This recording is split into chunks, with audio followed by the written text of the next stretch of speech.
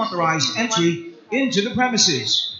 The evacuation area for the reception building shall be at Forum Street, leading the Gate 2 across Halandoni Street. From the start, is the limit? Because others speak. Get the other speaker. Oh no. Yeah, you see, it's better to leave it like this.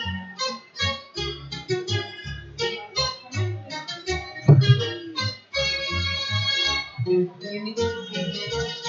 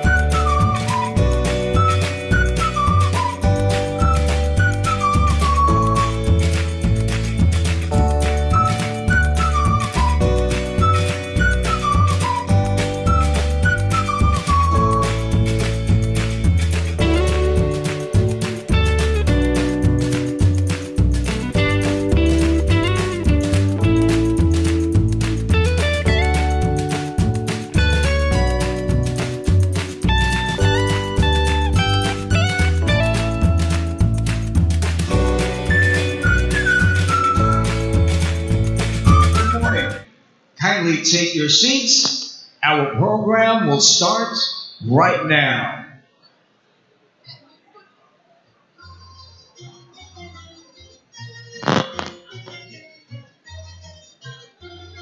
Once again, ladies and gentlemen, excellencies, kindly take your seats. Our program will start now, and we will dim down the lights to make way for our special presentation.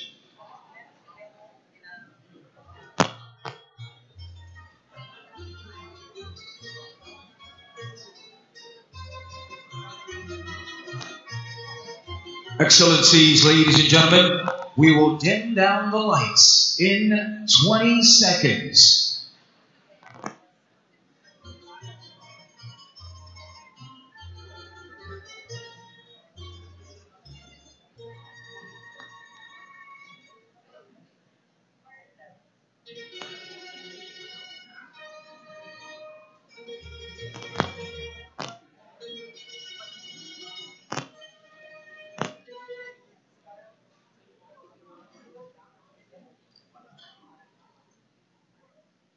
It all comes down to you, no one else.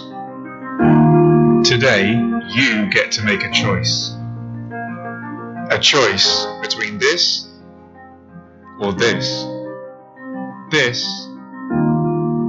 or this. This or this.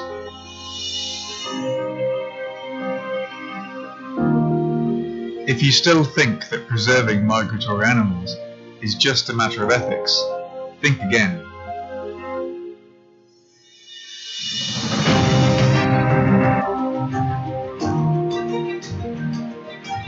Migratory animals in the skies, on land, and in our oceans are invaluable to humanity, not only for the sake of biodiversity, but because they contribute greatly to our health, food supplies, and economies. Since migratory animals ignore political and human-imposed borders, individual governments cannot protect them alone. The solution must be international. States, NGOs, scientists, and vitally, local communities must come together to ensure sustainable development for wildlife and people.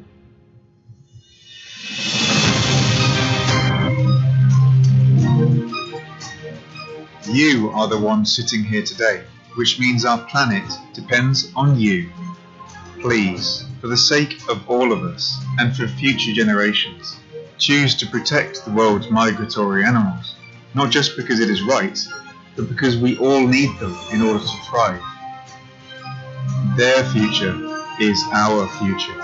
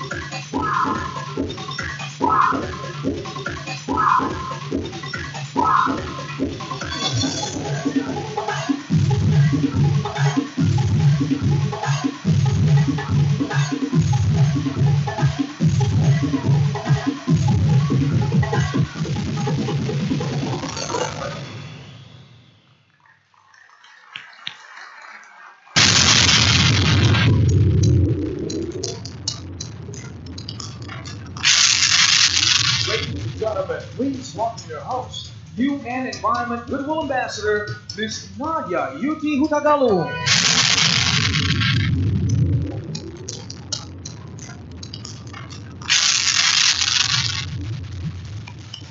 A big round of applause for the Buganda drum beaters. Thank you so much, guys. Now, one of these artists was actually a finalist in Asia's Got Talent Season 1. Do you know which one? Who was it? Oh, they're all gone already. I was going to ask them. I'm quite curious. And is also hailed as the Senior Grand Performer of the World. So that must be pretty special. So it's a wonderful introduction to the traditions and the culture of the Philippines, who have been so far, and I'm sure will continue to be, wonderful hosts for CMS COP12. I would like to welcome you all to the 12th meeting of the Conference of the Parties to the Convention of Migratory Species. I'm Nadia Hutagalu. I'm a UN Environment Goodwill Ambassador. I'm a presenter. I'm an activist. And if some of you were here yesterday, you would have heard me say that I was a mum, or I am a mum. And that's important because I'm not paid to be here. I'm not a scientist. I haven't gone to school to study anything about the environment or biology.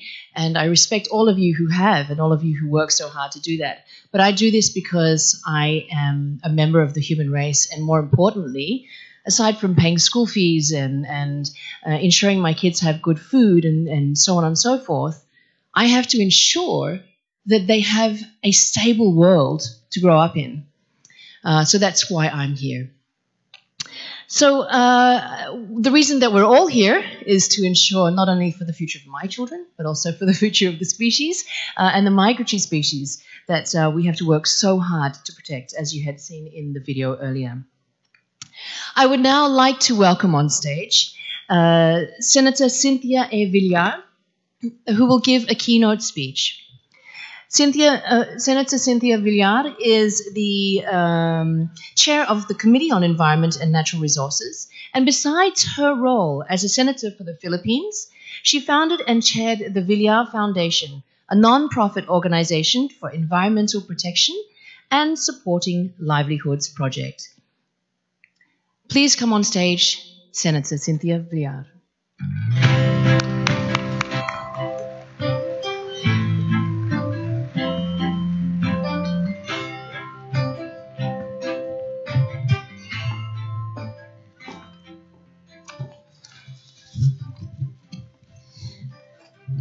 I'm very honored to be here to speak on the 12th meeting of the Conference of the Parties to the Convention of Migratory Species of Wild Animals, CMS COP12, with the theme, Their Future is Our Future, Sustainable Development for Wildlife and People.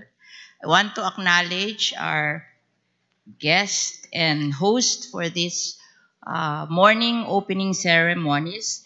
We have the Secretary of the Department of Environment and Natural Resources of the Philippines, Mr. Roy Simatu.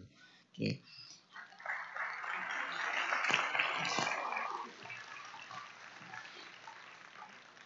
The Executive Secretary on the Convention on Migratory Species, Mr. Bradney Chambers of Ecuador.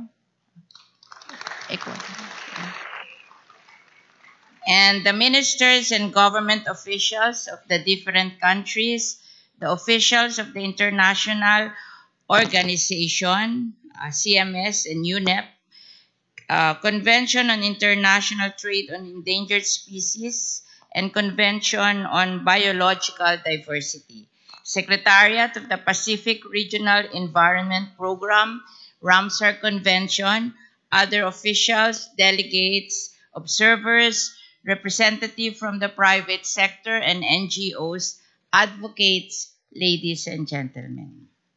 I would like to welcome all the delegates and participants of the 12th meeting of the Conference of the Parties to the Convention of Migratory Species of Wild Animals from 124 member states of the convention, as well as from the various international organizations. We hope that we will have a very productive meeting and we will be able to address and act on the agenda laid down for all of us. All of us here in the Philippines are very honored and glad that this meeting is being held here in our country. The first time ever that it will be held in Asia, and as the only ASEAN country that is party to the convention, it is indeed very appropriate and opportune time for us to host this meeting. As most of you know, the Philippines, as the chairman of the ASEAN 2017, is also hosting the ASEAN Summit this year. That coincides with another milestone, the 50th anniversary of the foundation of ASEAN. Like in any other regional matters, we are willing to take the lead in enjoining our neighbors in the region, especially fellow ASEAN member countries, to heed our cause in the protection of migratory species, including their habitats, which truly require the commitment and cooperation of every nation.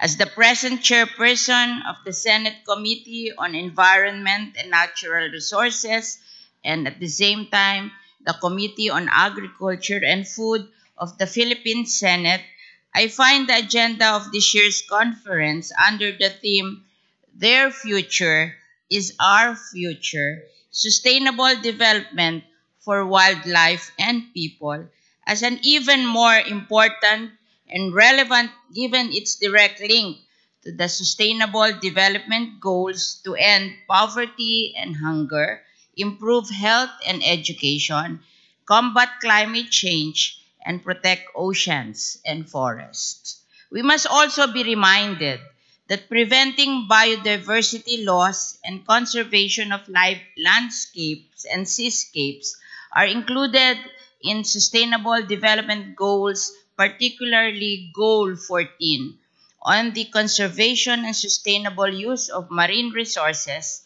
and Goal 15, on halting biodiversity loss for sustainable development. According to the United Nations Development Program, or UNDP, the SDGs aim to conserve and restore the use of terrestrial ecosystems such as forests, wetlands, drylands, and mountain by 2020. Urgent action must be taken to reduce the loss of natural habitats and biodiversity, which are part of our common heritage. So it is incumbent upon all of us to work together towards the fulfillment of the COP12 agenda and the realization of the Sustainable Development Goals. I am particularly pleased that the CMS COP12 places great emphasis on the fact that migratory animals provide vital services that satisfies people's everyday needs as a source of food and medicine, as pollinators and seed dispersers, among others. Moreover, as the conservation of migratory species itself cited, migratory species can also fire our imagination with their majestic presence and beauty and inspire us with their intrepid journeys across desert and oceans. I cited out because in my personal capacity, for decades now, I have been supporting the conservation of a wetland here in Metro Manila called the Las Piñas Parañaque Critical Habitat, and ecotourism area, which we simply refer to as La Papachea for brevity. La Papachea is a sanctuary to migratory bird species from as far as Siberia.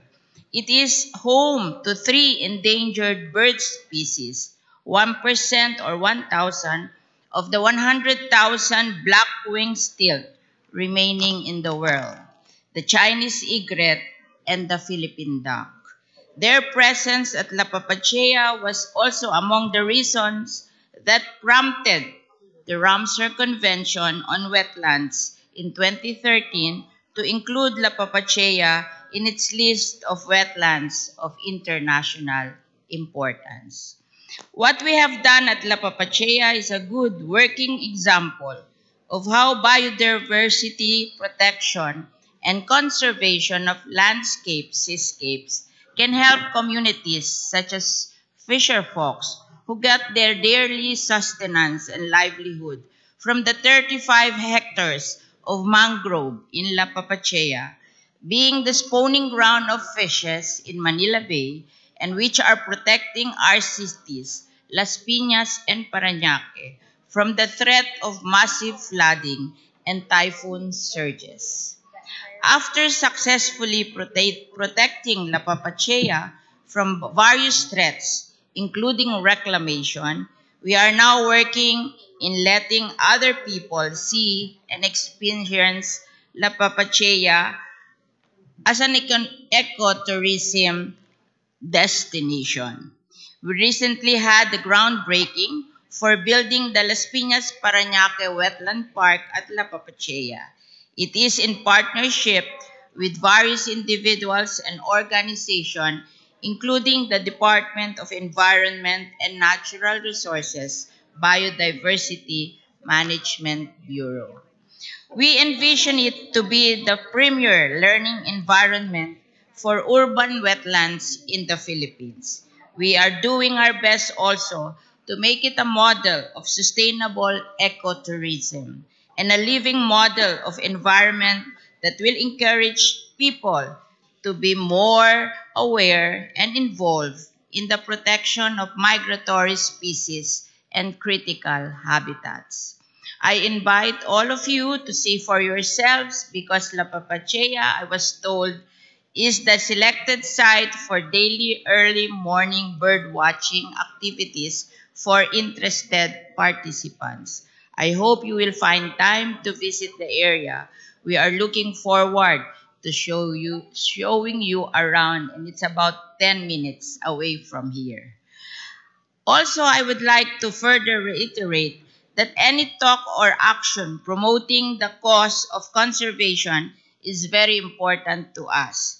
The Philippines, as you know, is one of the 17 mega-diverse countries in the world, or top biodiversity-rich countries, which host two-thirds of the Earth's biodiversity and home to about 70 to 80% of the world's plant and animal species.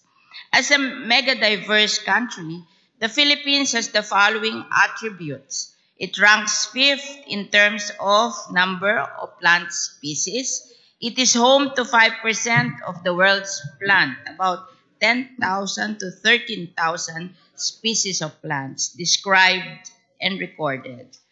It is 4th in bird endemism, 5th in mammal and reptile endemism, and it has the second highest seagrass diversity in the world. Of course, you are the expert, as many of you know that already. The Philippines' rich biodiversity is a source of pride and joy for all of us Filipinos. We actively protect and strongly defend the breadth and depth of our territories to ensure that the future generation of Filipinos will still have the opportunity to take pride and find joy in our country's rich biodiversity.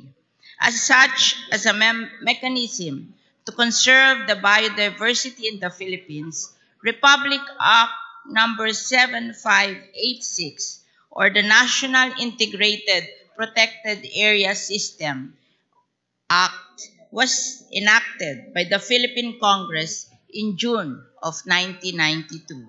The Act provides the legal framework for the establishment and management of protected areas in the country. This Act, which we call NIPAS, refers to the classification and administration of all designated protected areas to maintain essential ecological processes and life support systems, to preserve genetic diversity, to ensure sustainable use of resources found therein, and to maintain their natural conditions to the greatest extent possible. A few months ago, I, in fact, sponsored and passed in the Philippine Senate the expanded NIPAS Act of 2017 that seeks to amend the NIPAS Act of 1992, or Republic Act number 7586. The NIPAS system under the proposed expanded NIPAS Act of 2017 shall recognize conservation areas and the management regimes of local government units, communities, and indigenous people. The expanded NIPAS also ensures that the state shall establish the institutional mechanism for the mobilization of resources and for adequate scientific and technical support for the conservation of biodiversity and integrity of the ecosystem. Preservation, maintenance, and sustainability are key considerations when it comes to the NIPAS, particularly considering that the Philippines is also known as one of the 35 world's biodiversity hotspots, or regions containing exceptional concentration of plant endemism but experiencing high rates of habitat loss. Hotspots have lost around 86% of their original habitat and are also considered to be significantly threatened by extinction induced by climate change. And time has always been of great essence when it comes to the preservation and protection of biodiversity. But it is a sad fact that many areas in our mega diverse country remain underprotected, and in fact, the protection of some supposedly protected areas remain inadequate. Many wetlands, marine sanctuaries, tropical forests, and others are underprotected and also lack resources to deal with various threats.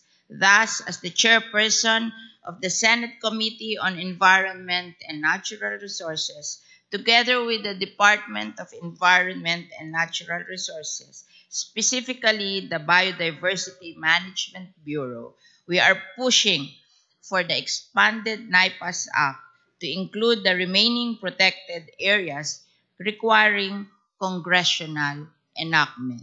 The NIPAS is composed of 240 protected areas, 170 of which are terrestrial or land-based, and 70 are marine protected areas. The proposed expanded NIPAS bill will facilitate the legislation of 92 more protected areas.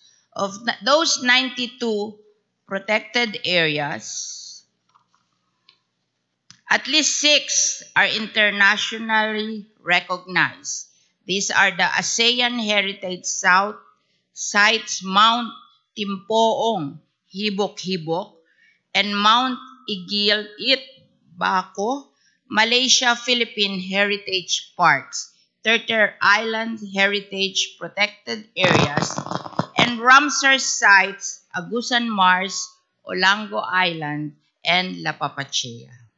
The proposed expanded NIPAS Act will allow for greater involvement of communities and LGUs, as well as indigenous people and other sectors, especially marginalized ones.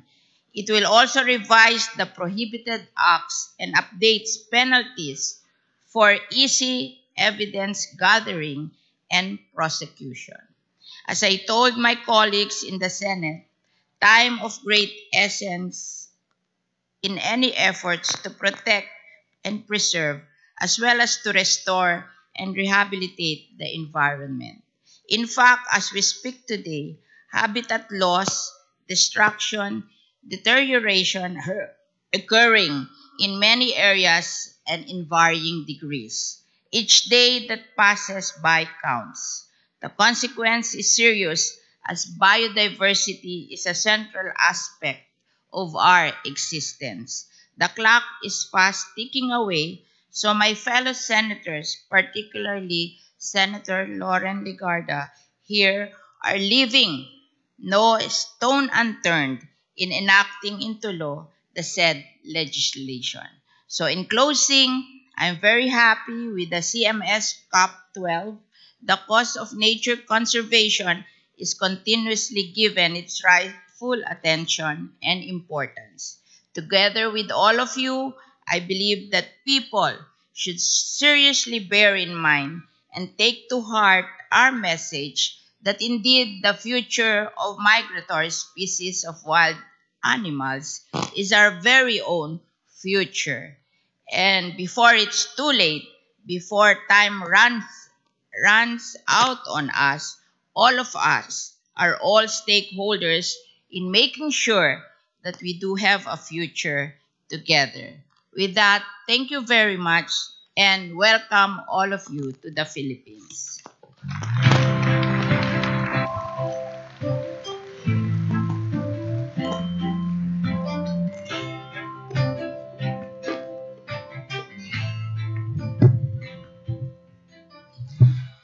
Thank you very much, Senator Villar, for your welcoming address to the delegates on behalf of the government of the Philippines to CMS COP12. Now, as the conservation of migratory species is so very closely connected to livelihoods of local communities, we are looking forward to the measures to connect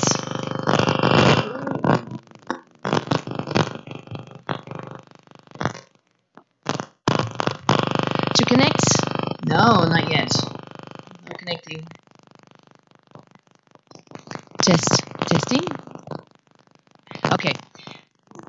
Do I have a mic? I have no mic. Okay. Test. Paki-on po. Naka-on. Test. There we go. Hi. Okay, so yes, as I was saying, we're looking very, very much forward to see how these measures will be brought into place and the plans for these measures to connect these two important issues, okay? And these will be discussed over the next 2 days. Now, earlier this year, CMS Secretariat launched an essay writing competition in cooperation with the United Nations Association of the United States of America, which is a program of the United Nations Foundation. I have the pleasure to ask CMS Executive Secretary Bradley Chambers to tell us more about the competition and also to announce the winner who happens to be with us today. Bradley, please come up on stage.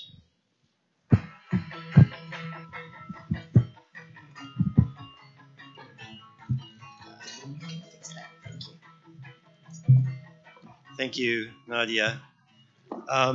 In their essay entrance, students were asked to write about their views on the CMS COP12 theme, Their Future is Our Future, for sustainable development for wildlife and people, reflecting on the indispensable contributions wild animals have to sustainable development and the many socioeconomic benefits people derive from them, and the role of global treaties such as the CMS in reconciling economic growth and conservation needs.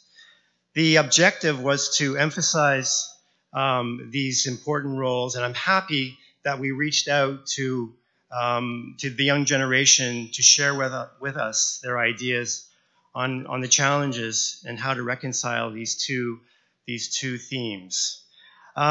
Zach Baudin, our winner, has surprised and convinced us with his very striking ideas. Zach, I want to congratulate you as a winner of the essay competition, and I'd like to invite you on stage to receive the award.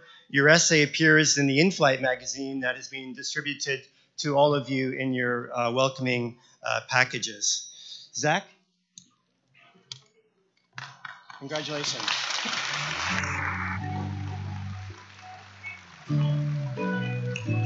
Zach will say a few words from his essay. Zach?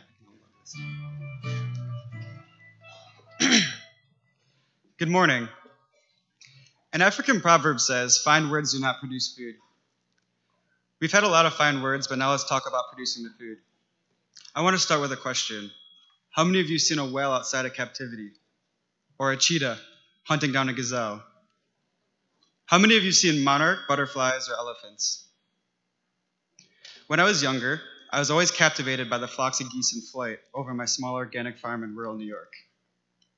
All flying with a purpose, stopping in our pond to rest and nurture themselves, but then continuing on their way south for the winter. We all have migratory species that touch our communities, and animals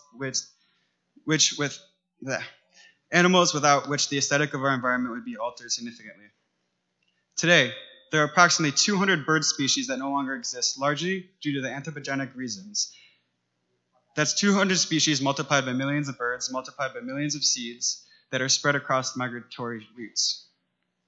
Now, we've all heard of The Lord of the Rings, Harry Potter, Game of Thrones, but imagine learning about elephants, cheetahs, whales, polar bears, as if they were mystical creatures from imaginary lands. So far, out of existence, that we need to create alternate realities for them to remind our children that there were animals that could fly for days, swim the planet, or run alongside cars. That is why the Sustainable Development Goals are so monumental. Paris was the first time that all nations came together in agreement to prevent these extinctions. It was the first time that all nations were in agreement that the planet and its inhabitants were important enough to protect. However, we need to do better, we can do better, and it is imperative that we do better. Ellen Savory, an ecologist from Zimbabwe, gave a TED Talk called "How to Fight Desertification and Reverse Climate Change." You may have seen it, but if not, I'll tell you the abbreviated version. Ellen wanted to know more about why land starts turning into desert. So he studied the land and tried to come up with solutions. However, one of the solutions he came up with was to kill 40,000 elephants. They thought that they had too many elephants and that they needed to get rid of some and everything would be okay. This is before he traveled to the United States and other parts of the world and discovered that Arab land is everywhere. As a result of Ellen's research, he eventually discovered that desertification was primarily caused by a lack of knowledge about the natural environment.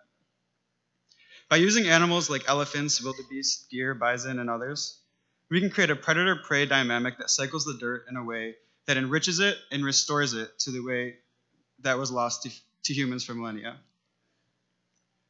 But this isn't just on one government, group, or organization. The difficulty of protecting migratory species is that they traverse sovereign borders, jurisdictions, and climates.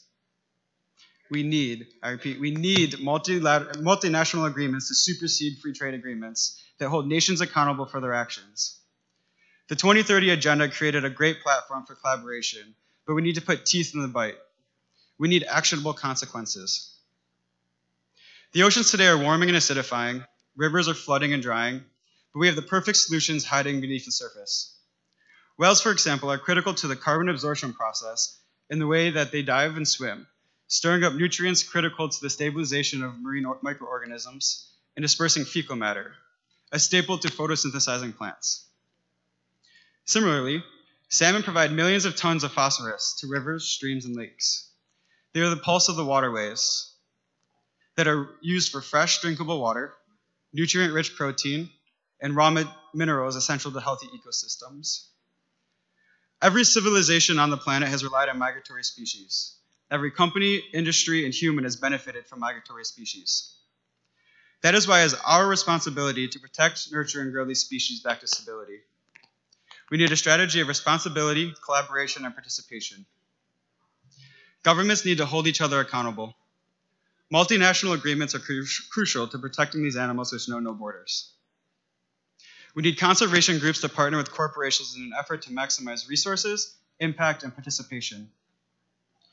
The best part about many corporations today is that they're looking for ways to show they are socially and environmentally responsible. Whether their intentions are to do good or just to make themselves look good is secondary to what matters, or what matters is what we get results. If we can convince companies to be animal ambassadors, then we can have access to their networks, money, and advertising. If we can get them to agree to put data collecting devices on their boats and satellites, we will improve the data collection. If we get businesses along key migration routes to set up feeding pads, we will ensure more birds make the long journey. We have to get creative. We have to find ways to improve our infrastructure and products in a way that minimizes our impact on surrounding ecosystems. We've developed biomimicry to protect birds from window collisions. We've recreated habitats for elephants and bison. All of these migration routes to protect all of these migration routes from disruption, displacement, and destruction. Their future is our future, and together, we can, we should, and we will make the future the best it can be. Thank you.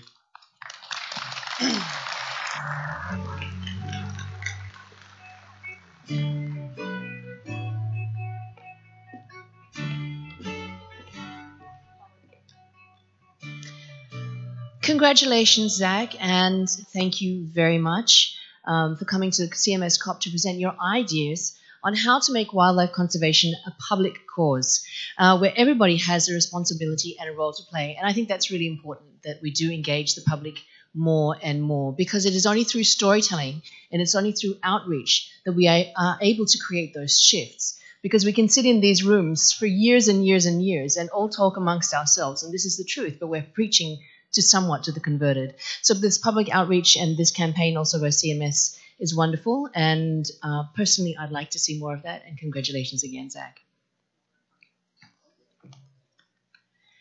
Now it is an honor for me to welcome on stage and hand the floor over to Jan Arthus Bertrand, a renowned filmmaker, journalist, UN Environment Global Goodwill Ambassador, and champion of the Earth. Jan has brought his creative vision and masterful storytelling to millions of people across the world through exhibitions, books, and films like Home, Planet Ocean, and Humans. We truly are so honored to have Jan here with us today.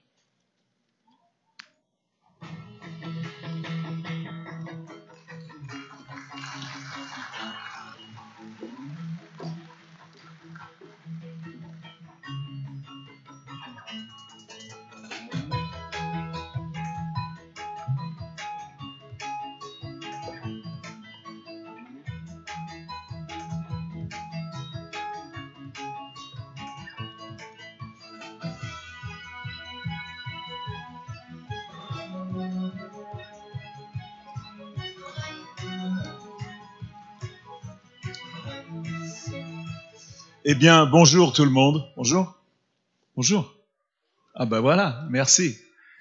Thanks to Alison and Star, we're going to translate my French, because I learned English with the Maasai in Kenya and my English is very poor. So sorry, I'm going to do in French. And Bradley asked me to come. I say I'm not a scientific, I'm not a politic, I'm not a... So yeah, we need somebody speaking from the heart. So I'm going to speak from my heart completely. In fact, I don't know to speak. En fait, je ne sais pas parler autrement. Please, you take your small black machine. When I was young, when I was 20 to 30, I was managing a reserve. And I raised... sorry, I have to speak en français. And j'ai élevé une dizaine I raised 10 small baby lions. This lion was name is Victor, and he was c'était un lion qui avait été qui faisait des photos dans la rue et qui avait été confisqué par la police. Et really this night I was with jet lag. I was working on this, and really this bring me back 45 years ago when I was young, et toujours utopiste et naïf et croyant que nous allions sauver le monde. Et les lions ont toujours une place très importante dans ma vie, et mon idole, c'était Jane Goodall. Jane Goodall was really the person I love so much. And je me souviens quand je lisais son livre, Les chimpanzés et moi, et je voulais partir étudier les lions de la même façon qu'elle avait étudié les chimpanzés, cette façon de travailler en donnant un nom aux chimpanzés, vraiment travailler d'une façon tellement différente. Et c'est devenu une amie, et elle fait partie de ma fondation. Et donc, je suis parti avec ma femme au Kenya, étudier les lions. Quand je suis né, j'ai 71 ans, en 46, il y avait 450 000 lions. 450 000 lions. Quand j'ai fait cette étude, il y en avait 100 000. Aujourd'hui, il en reste 20 000. C'est incroyable. Les lions ont toujours fait partie de ma vie intime et de ma famille. Je me souviens quand je les photographiais avec ma femme, on avait nos 2 petits garçons qui étaient avec nous dans le Masai Mara. Ces images ont 40 ans, hein, et on étudiait les lions et on connaissait tous leurs noms. On était inquiets quand ils partaient, un peu comme quand vos enfants sortent le soir. Et j'ai assisté à leur moment d'amour, j'ai assisté à leur naissance, j'ai assisté à la mort de 50% des lions. Et vraiment, ces lions font partie de ma famille et ils font toujours partie de ma famille. Et puis, je ne sais pas si vous connaissez le Masai Mara, mais c'est un endroit incroyable et j'avais aussi vu ces énormes migrations d'animaux, ces migrations inouïes de gnous dans le Masai Mara où chaque année 2 millions de gnous traversent la rivière. C'est un spectacle incroyable et quelle chance d'avoir pu vivre ça. Et je vous demande à tout le monde ici, vous qui travaillez sur la biodiversité, d'aller un jour dans ces réserves africaines où la chasse est interdite et où les animaux n'ont pas peur de l'homme. Vous pouvez voir les animaux vivre de très près. C'est quelque chose d'incroyable qui a marqué toute ma vie. Toute ma vie, ces 3 ans que j'ai passés près de ces animaux m'ont marqué, sans doute rendu bien meilleur. Et j'ai bien compris qu'il n'y avait pas d'un côté la nature et de l'autre côté l'homme, que je faisais moi-même partie intégralement de la nature. Bien sûr, quand ces lions traversent la rivière, il y a une espèce de folie cynégétique où les lions vont chasser comme des fous, ils vont apprendre Je me souviens, je regardais ces photos hier soir, je n'avais pas vu depuis très longtemps, et vraiment, j'avais plein d'émotions, de moments, comme j'étais amoureux, je venais de rencontrer ma femme, et c'était magnifique. Alors pour reconnaître les lions, on compte les points de les moustaches, vous voyez, on compte les petits points qui sont là, c'est la façon de reconnaître les lions. Ça, c'était la lionne favorite qui s'appelait Maléfice, qui s'occupait de tous les autres lionceaux. Ça, c'est une photo très connue que j'ai faite et que j'ai vue quand je rentre, parce que je développais mes films 6 mois après. Et c'est vraiment les lions qui ont été pour moi mes professeurs de photographie. Ce sont vraiment les lions qui m'ont appris la photographie. Ce sont les lions qui m'ont fait comprendre la beauté évidente. Ce sont les lions qui m'ont appris la patience. Et voilà, ça c'est la dernière photo de lion que je vais vous montrer, en tout cas de mes lions. Dans le Masai Mara, je vous conseille d'y aller encore. D'ailleurs, donc vous allez de Masai Mara, si vous allez dans la Paradise Plain, toujours là, c'est les descendants de ces lions. Et pour gagner ma vie, j'étais pilote de montgolfière et j'emmenais tous les matins les touristes en ballon et je leur disais ça c'est un éléphant, ça c'est un lion, ça c'est une girafe. Et j'ai découvert la photographie aérienne qui bien sûr m'a suivi toute ma vie et je suis parti sur un très gros travail sur la Terre vue du ciel. Et pendant 10 ans, j'ai survolé la Terre. Et ce travail a complètement changé ma vie. Je suis vraiment devenu un activiste. Pourquoi? D'abord parce que j'ai rencontré sur le terrain énormément des gens comme vous qui se battaient des ONG. Je parle pas trop vite, ça va là-haut? C'est bon? Bon, c'est bon, d'accord. Et parce qu'on m'a dit, parle pas trop vite, parce que j'ai changé complètement le texte pour ça. Et donc, ça, bien sûr, c'est les forêts primaires où on savait qu'on déforeste chaque année presque la taille d'un pays comme la Belgique pour faire cultiver du séja pour nourrir nos animaux qu'on va consommer. Barrière de corail. Chaque fois que je survole la Terre, j'essaye de faire des belles images très graphiques et en même temps, qu'est-ce que je vais dire derrière ces images? Voilà. Vous connaissez tous les chiffres sur la barrière de corail. On sait aujourd'hui près de 20-30% du corail est mort dû au réchauffement climatique. Les éléphants, alors les éléphants, c'est toujours pour moi une interrogation incroyable. Et je vois là que tout notre travail que nous faisons depuis 50 ans, nous avons échoué. Nous avons échoué sur la protection des animaux, sur la protection de la wildlife. Je me souviens parce que j'ai lu ce chiffre incroyable, que les éléphants étaient 20 millions au début du siècle dernier, qu'aujourd'hui ils sont 350 000 et que nous perdons chaque année 10%. On parle de la disparition inévitable des éléphants. Comment est-ce qu'on peut dire quelque chose comme ça?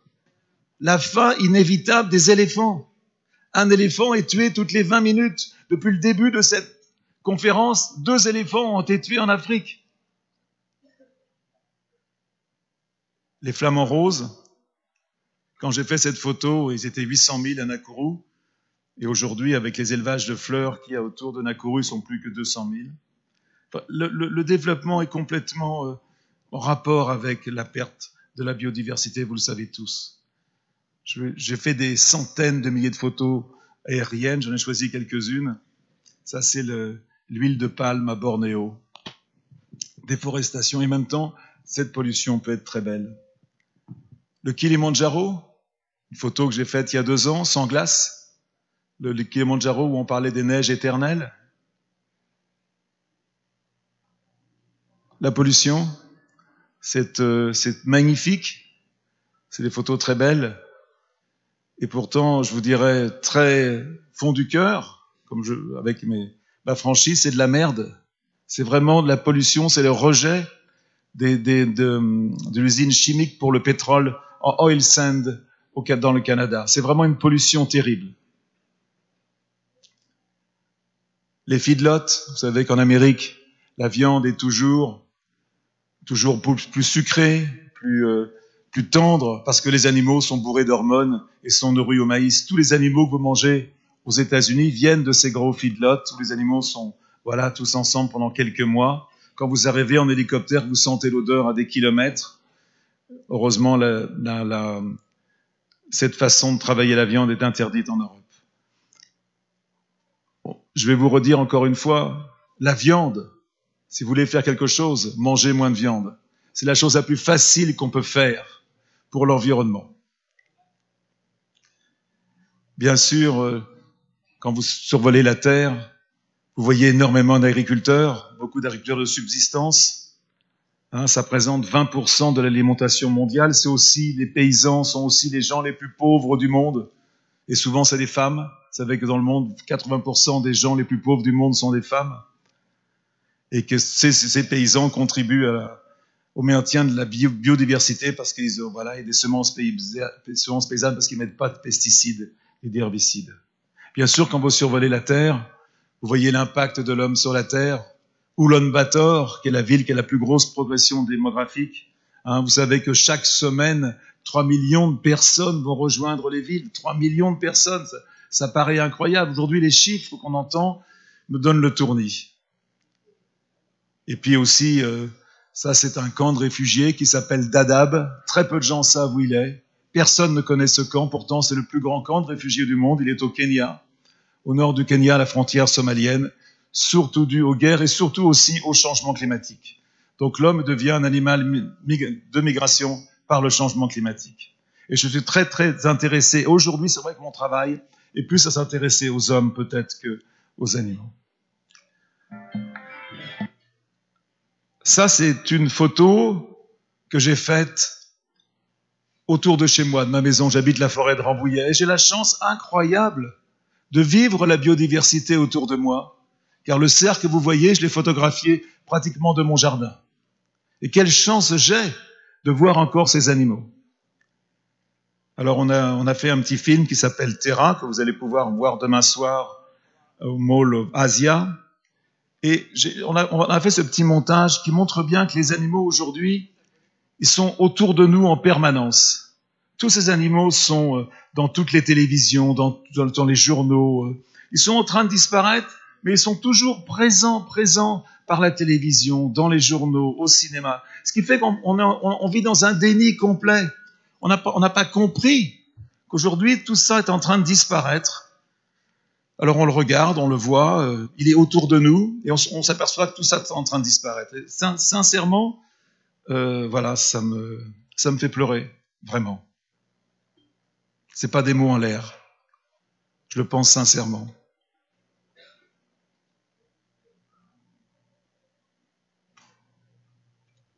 Ces animaux ne sont plus que des choses pour faire de la publicité, pour nous faire plaisir, mais ils sont en train de disparaître. Quand on voit aujourd'hui le chiffre sur le rapport de Planète Viande du WWF, les chiffres sont incroyables. On estime qu'on va perdre 67% de la biodiversité à la fin de la décennie depuis les années 70. 67%. Ça, j'avais mis ces images pour montrer que toujours l'homme a été fasciné par les animaux et la nature. Et ces données scientifiques sont sur une population de 14 152 espèces d'animaux et dont 3 700 espèces vertébrées qui sont réparties aux quatre coins du globe. Voilà. L'effectif des populations de vertébrés a en moyenne chuté de moitié en l'espace de 40 ans. La moitié des vertébrés ont disparu depuis moins de 40 ans. Et c'est la rapidité du déclin actuel moyen révélée par les données 2%. Et c'est surtout l'absence de signes de ralentissement de cette dynamique qui est inquiétante. C'est l'absence de signes de ralentissement qui est absolument dramatique. Je ne vais pas vous parler de la 6e extinction, vous avez tous lu cet article incroyable dans Nature. Alors on a fait un livre pour la convention ici, merci à CMS, qui va vous être distribué, j'espère, ce soir, si on arrive à le sortir de la douane, avec des photos que tous les photographes du monde entier nous ont données. Et c'est vrai qu'en 2010, à Nagoya, tous les pays avaient fait le constat de réduire l'érosion de la biodiversité, avaient fait le constat qu'on n'avait pas réussi à réduire l'érosion de la biodiversité. Voilà. Et j'ai peur que 7 ans après, on ne soit pas encore parvenu. Ça, c'est les photos du livre. Les hippopotames, je lisais un papier comme quoi aujourd'hui, on tue les hippopotames pour l'ivoire, parce que maintenant, malheureusement, les éléphants, il n'y en a plus assez. Les vautours, on en a parlé hier soir, c'est un animal extrêmement important. Il y a aujourd'hui, c'est ce que vous demandez, qu'il y ait 10 espèces de vautours qui soient montées dans l'annexe 1 ou 2. 1, voilà. Les dudongs, bon, voilà. Je voulais aussi vous montrer une photo de lion, parce que c'est toujours mes animaux préférés, un animal magique. Alors, quand on parle des solutions, je pense qu'il y a une solution importante qu'on n'a peut-être pas mis assez en avant, c'est le travail des femmes scientifiques. Je pense qu'aujourd'hui, tous les pays en voie de développement doivent pousser absolument l'éducation scientifique des femmes, parce que les femmes, d'abord, ont plus d'amour en elles à donner, et on parle de Diane Fossey, on parle de Birute Galdigas, on parle de Jane Goodall, on parle de Rachel Carson, vous savez, qui a fait ce fameux livre, le Silent Spring, Sandra Besuto, qui sauve les requins en Colombie. Je pense que les femmes ont un rôle à jouer très important qu'elles ne jouent pas assez aujourd'hui dans les pays en voie de développement. Alors, mon arrière-arrière-arrière-grand-père était éditeur et ils éditaient des livres de voyage. Et c'est entre 1797 et 1842. Et ces bateaux qui partaient loin faire des études, il y avait des gens qui les dessinaient. Et j'ai retrouvé ces livres il n'y a pas très longtemps. Et voilà, il s'appelait Artus comme prénom et Bertrand son nom. Et voilà, il faisait des livres absolument magnifiques que j'ai retrouvés. Et ce que je voulais dire, c'est que j'espère que mes arrière-arrière-petits-enfants pourront voir mes photos de lions, que les lions seront encore là, comme sur les livres de mon grand-père. Voilà, je voulais finir par une...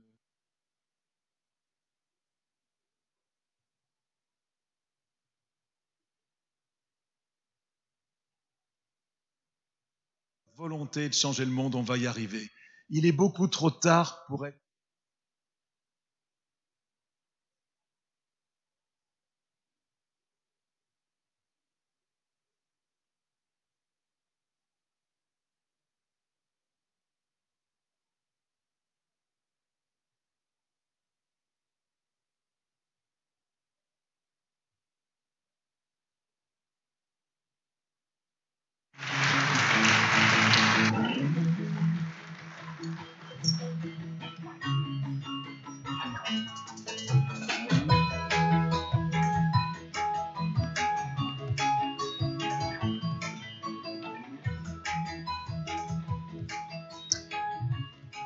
Well, if Jan speaking doesn't move you, I don't know what else can. I was moved to tears also. And I just need to share a story. I was in Africa, I was in Kenya, filming my documentary, Let Elephants Be Elephants, which was a documentary about the ivory trade. And it was primarily focused on the Asian consumers and demand reduction. And so I absolutely fell in love. I met my second love. He's an elephant named Tim while I was there. And I went back and I told my family, and they could see how moved I was and how exciting it was and how I couldn't stop talking about Africa and all of these incredible creatures. And so they came back with me. And all in all, I spent about a month there. And, you know, we had sundowners and we saw elephants. And, you know, when I was filming, of course, we saw carcasses of rhinos and elephants as well. And we just absolutely fell in love. And on the last day, as we were leaving, I had my two younger children with me, not my eldest. And as we were leaving, we stopped as we were going to go and take the plane. And we saw an elephant. And then we stopped. I said, just stop the car. Look at this guy. Just drink this elephant in. Look at this. And from the back seat, my daughter, who's 9 now, said, Mama, when I grow up, there won't be any more elephants, right? And as Jan was saying, that's it. You know? When she's old enough to have children, which in fact I hope she doesn't have children. I've told all my kids not to have kids. But elephants will only be in the books that we read to our children at night. And I'm not sure if it's been said yet, but we have failed. We failed terribly. So, thank you, Jan, for all that you do. Everybody, absolutely everybody needs to hear you speak. Thank you.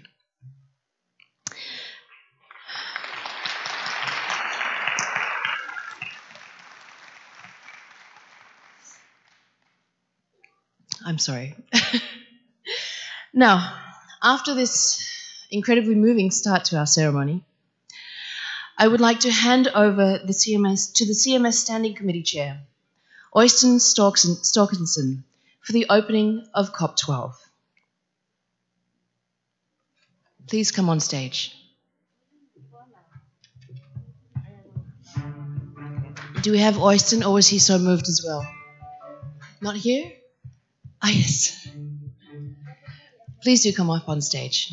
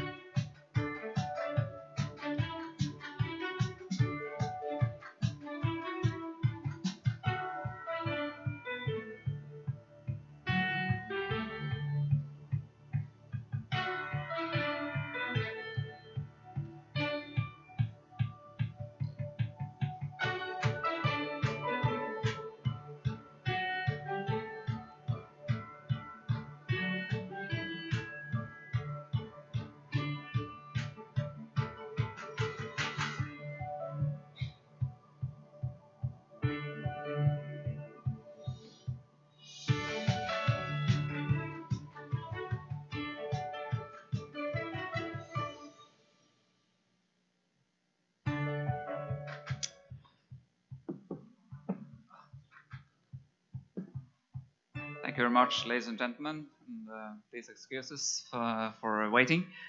We'll now jump into the opening part of the plenary and also the conference of the parties. We will continue with a few welcoming speeches. As you see, there are a number of honorary people up here on the podium, and they will be giving you one by one their speeches.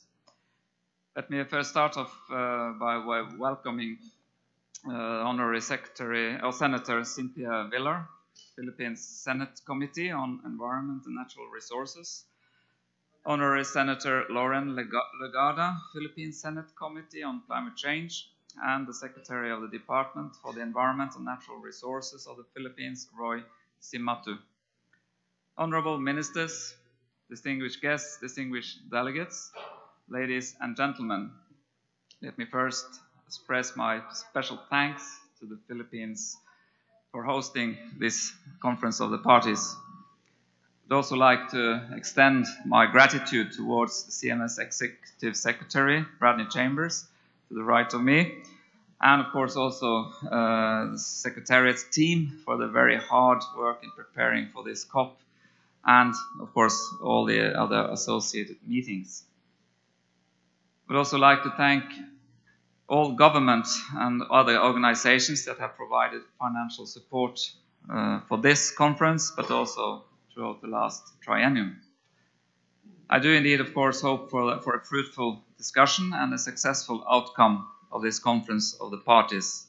And I think that we have all been very much encouraged by the speech of Bertrand, and also over the last couple of days, preceding days, we have had a lot of good ideas, I should say, and also a lot of good encouragement for our work. I would like now to invite the Minister of Environment of Ecuador, His Excellency Tarcisio Granizo, in his capacity as the outgoing host of COP, to address the plenary.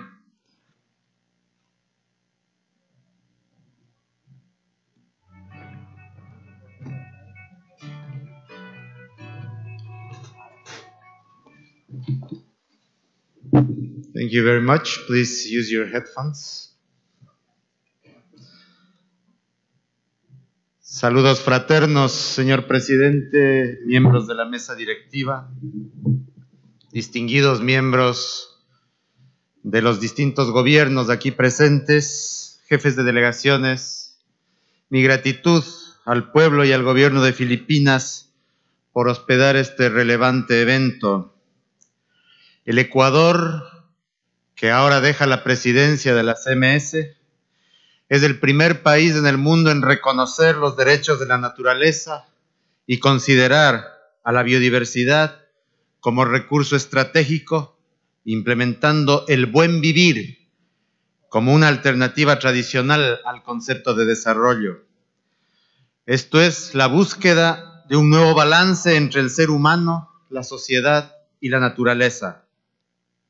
Un modelo donde la mejor estrategia para erradicar la pobreza pasa por la eliminación de las asimetrías sociales, económicas, ambientales y culturales, objetivos claramente desarrollados en nuestro plan de desarrollo y en los objetivos de desarrollo sostenible. Este marco institucional permitió introducir la transición a una nueva industria basada en bioconocimiento, descifrando los secretos de la naturaleza a nuestro alrededor para beneficio de la ciencia, la medicina y la sociedad, en formas inimaginables hacia una verdadera bioeconomía. Estamos dando pasos gigantes con respecto a la conservación. 1/3 de nuestro territorio es área protegida y precisamente las Islas Galápagos tienen ahora 86,000 millas de reserva marina. En 2014 creamos un nuevo plan de manejo para la reserva marina y terrestre de Galápagos, considerando la interacción entre los diferentes ecosistemas. Hemos implementado un sistema de monitoreo moderno para prevenir la pesca ilegal, un plan de regulación del turismo, medidas de control biológica prevención de especies invasoras y protección de la fauna única y endémica de las islas. I'm sorry, there is no translation as far as I understand. Sorry. Yes? We are going to switch to English. I'm not going to go from the beginning, but let's continue. We are pioneers in the conservation agenda for the oceans with the declaration of a new marine sanctuary in the Galapagos Islands, which is the home of the largest concentration of hammerhead sharks and the only place where whale sharks are in this part of the world. The presidential decree that approved the creation of this sanctuary established a new area 33% larger. As a result of that, 99% of the Galapagos Islands is under conservation now. We in Ecuador have also the National Plan for the Conservation of Marine Turtles, a plan for the conservation of sharks. We have an extraordinary richness in terms of ocean biodiversity because of the Humboldt current. And we are going to sign the Memorandum of Understanding for the conservation of migrant sharks at the global level, which reaffirms the concerns of our country and the Ministry of Environment of Ecuador for the conservation of important species and for the life cycle of our oceans. We are working also in the implementation of the plans for the conservation of albatross and petrels in order to recover the conservation status of the Galapagos albatross, which is an endemic species. And Ecuador, during the period between 2015 to 2017, has led the elaboration of the action plan for aerial corridors of the Americas, which will be analyzed in this COP.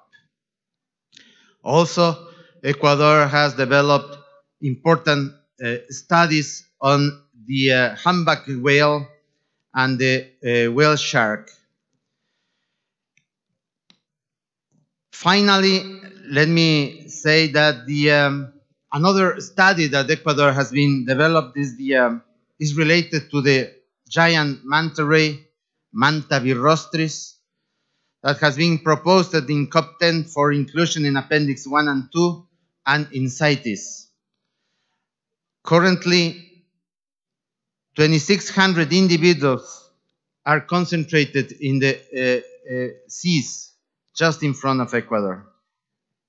Finally, let me point out that my country, Ecuador, is in the presidency of the CEMAR initiative. This is a marine conservation and surveillance corridor between 4 countries in the Pacific: Colombia, Panama, Costa Rica, and Ecuador, that put all the ocean islands together: Galapagos, Malpelo, Coiba, and Gorgona, as part of a big corridor that will protect several migratory species.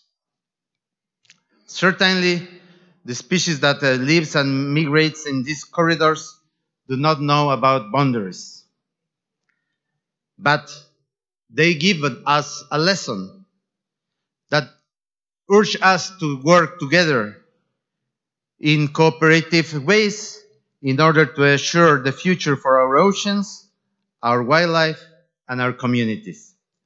Their future is our future. Thank you very much.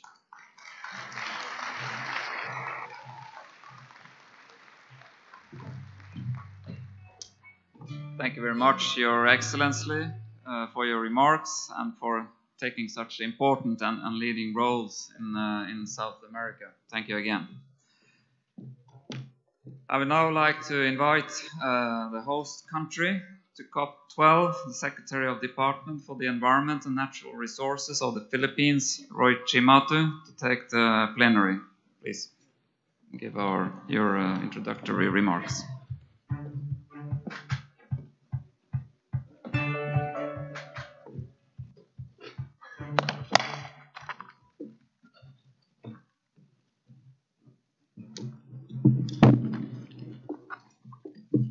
Thank you, Mr. Chairman. Honorable Tarcisio Granizo, Minister for Environment, Ecuador. Gracias, Señor Granizo. Our very own Senator Cynthia Villar. Mr. Ibrahim Thiaw, Mr. John Scanlon,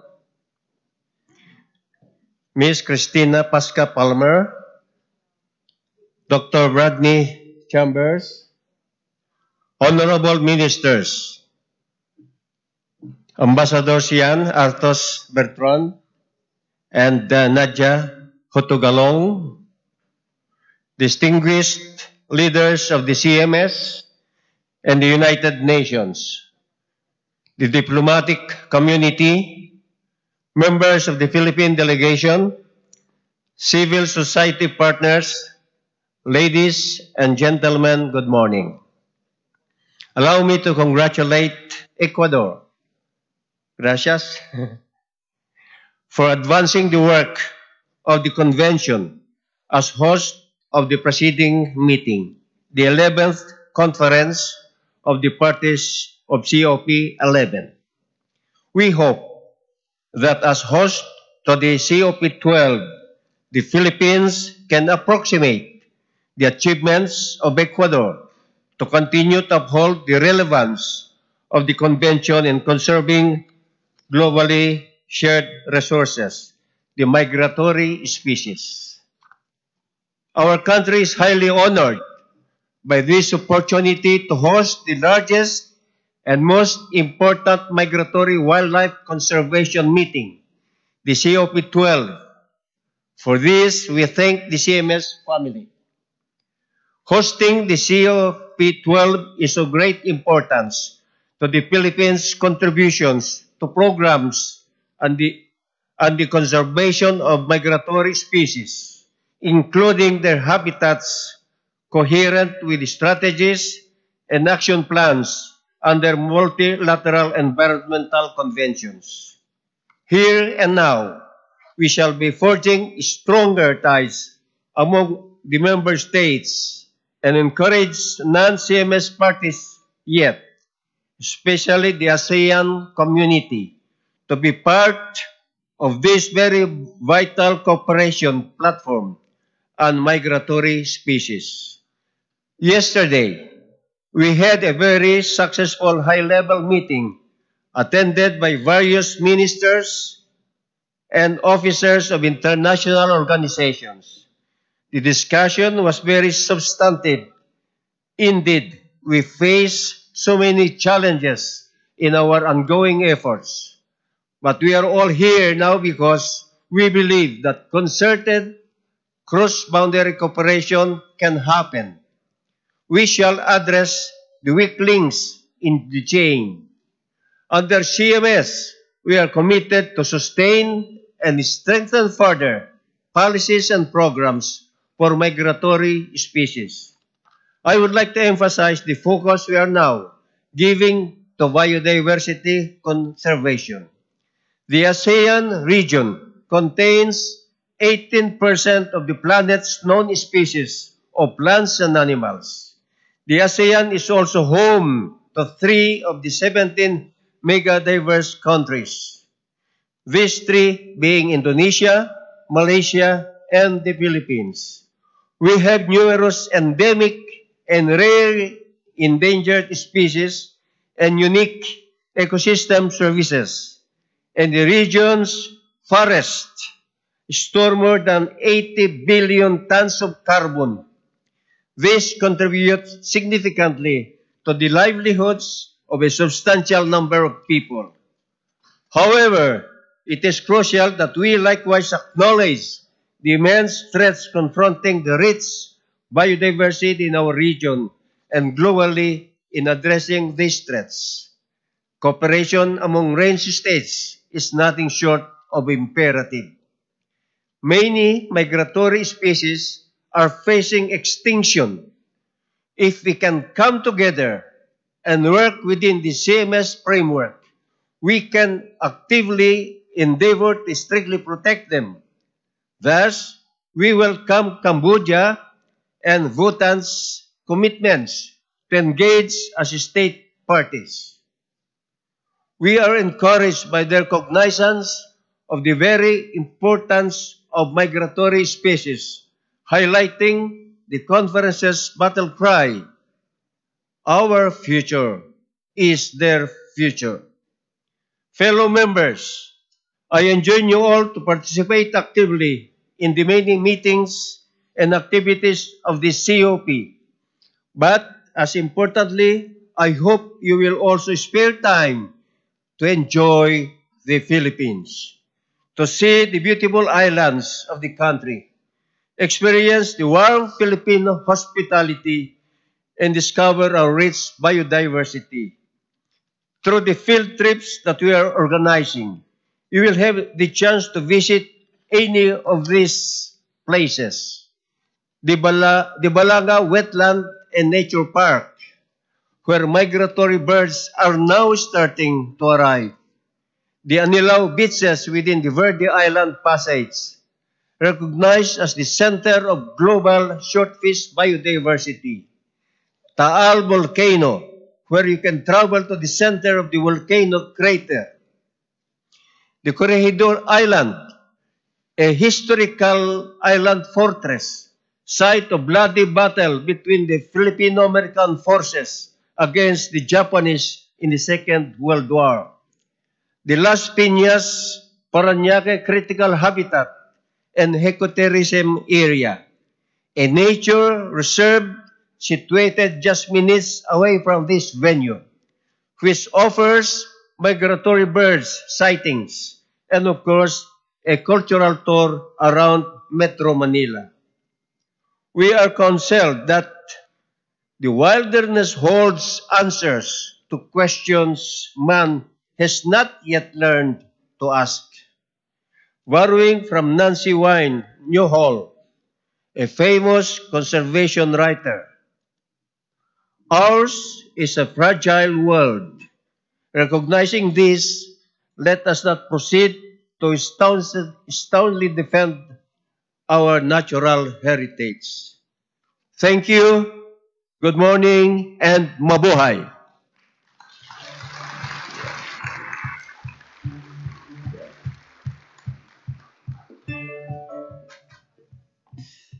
Thank you, Your Excellency, for your important and, I would say, very relevant remarks. I will now like to invite Deputy Executive Director and Assisting Secretary General of the United Nations, Mr. Ibrahim Chow, to address the plenary, please.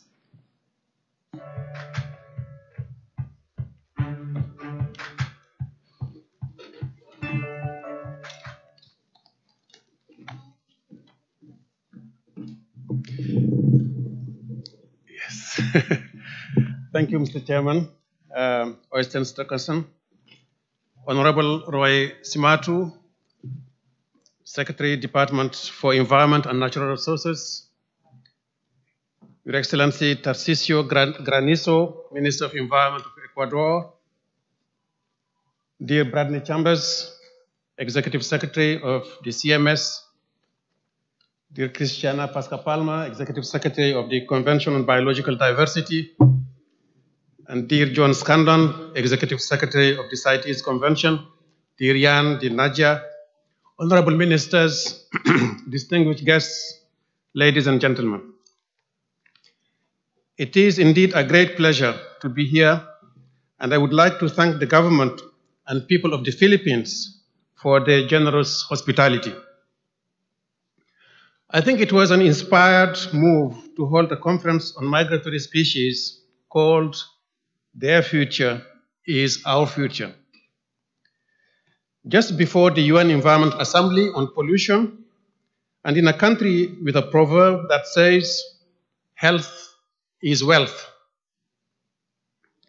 because we absolutely need political and industrial leaders around the world to understand that the damage that we inflict on our natural resources is damage that we inflict on ourselves and our children. There is no escaping the fact that poverty, inequality, loss of biodiversity, and environmental damage are all inextricably linked. With or without a healthy environment, there can be no healthy economy, no social development. And there can be no healthy environment or natural resources without the migratory species that tie together life on this planet from the sea, on the land, and in the air. So the same determined policy planning and public-private collaboration being turned to the 2030 Agenda on Sustainable Development must also be turned to the species that underpin every element of it. To paraphrase Secretary General of the UN, Antonio Guterres, there is a test for multilateralism that the world cannot afford to fail. A big part of the test will be our ability to move towards a pollution-free planet. Such pollution impairs the use of the environment for work and recreation. It threatens the cultural, spiritual, and aesthetic values that reflect the richness and diversity of life on Earth. There are many reasons behind it, from the choice of technology when making large investments or shifting industrial processes, to consumer habits and the design of buildings and products, and the way we dispose of waste when we are finished with our water, our plastic, chemicals, or other items.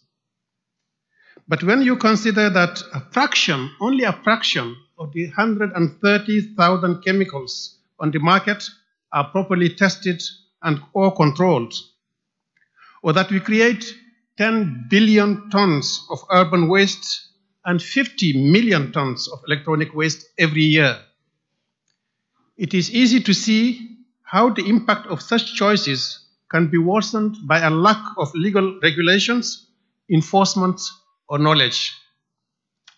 There is a direct link between municipal wastes and national incomes, with the poorest in society at the wrong end of that equation. 50 of the biggest dump sites already affect 64 million people and countless species, with a toxic soup of dangerous gases, heavy metals, and hazardous waste. The amount of dumping doubled since 1970 and is growing steadily. And whatever the root cause or growth trends of pollution, it is very quietly killing us by infiltrating everything we eat, drink, or breathe, and is very steadily destroying the species, genetic diversity, natural resources, and ecosystem services, the very foundations on which we build our society, economy, and security. So the challenge is how to keep improving people's standards of living while reducing rather than increasing related pollution, protecting rather than destroying our natural resources. It can be done. All forms of pollution are as preventable as they are reversible if governments, companies, and individual citizens join forces. For too long, prosperity and environment were considered a trade-off. Waste and pollution were seen as imposing costs and curbing growth, instead of being embraced as natural opportunities for profit and prosperity. Not anymore. Look at the impact of failing to supply basic waste and water management.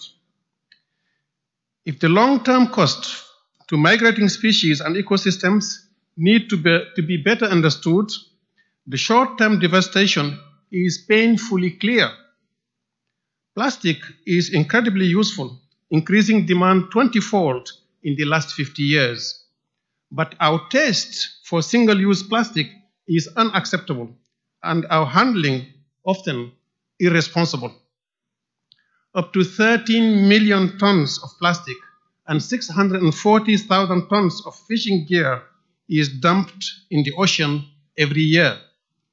That's like every football fan watching a match in the Philippine sports stadium throwing in nearly 2 tons every day for a year, and then doing it year after year. The dramatic damages of huge slashes of it ending up in our beaches, fishing nets, and coral reefs barely scratch the surface of the problem. Because just a tiny amount of the 5 trillion bits of plastic in our oceans float on top. Stories of whales dying because of a stomach full of plastic bags still make the headlines. But the turtles, seabirds, seals, and 600 other species affected do not. Yet, infection, suffocation, cut or lost flippers, blocked digestive systems, they all cause suffering and death that is conveniently out of sight of the people responsible. And ironically, as that plastic breaks down into every smaller pieces or even smaller pieces and is joined by other microplastics from cosmetics and pharmaceuticals, it not only makes its way down the food chain to fish and mollusks, but it then goes right back into the food chain and onto the dinner plates of the people responsible. Yet pollution is a choice. It is our choice. And we can just as easily choose to turn it into an opportunity. Instead of pumping untreated water into the sea around coral reefs, why not nurture these incredible natural structures that can be worth over $1 million per year in tourist areas? Instead of spending more money to produce new packaging, why not recover the $120 billion of materials that end up in the sea each year? It is a similar story for lead, which we used widely before realizing there is no safe exposure of levels for humans and for wildlife. It can damage the brain, nervous and reproductive systems, and causes kidney disease, cancer, high blood pressure, and memory problems. There has been a massive effort to remove it from water pipes, and gasoline. But only 62 countries have legal controls on lead in paint. And we continue to sprinkle it literally around the countryside, contaminated land, waterways, wildlife, and the food chain, because lead is still widely used in hunting and fishing activities.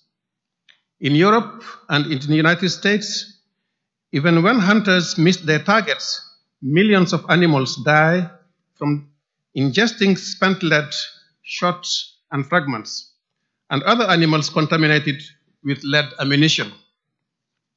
In North Dakota, Dr. William Kornatzer is a keen hunter, but he was horrified by the X-ray of a deer that's been shot in the chest. The entire carcass peppered with tiny lead shot fragments. He suddenly realized what he had been feeding to his family. So he checked venison given to food banks by hunters. 60% had lead fragments. A health warning was issued to stop pregnant women and young children eating such meat. But of course, there isn't much you can do to stop frogs, mice, swans, eagles, deer, or bears eating it.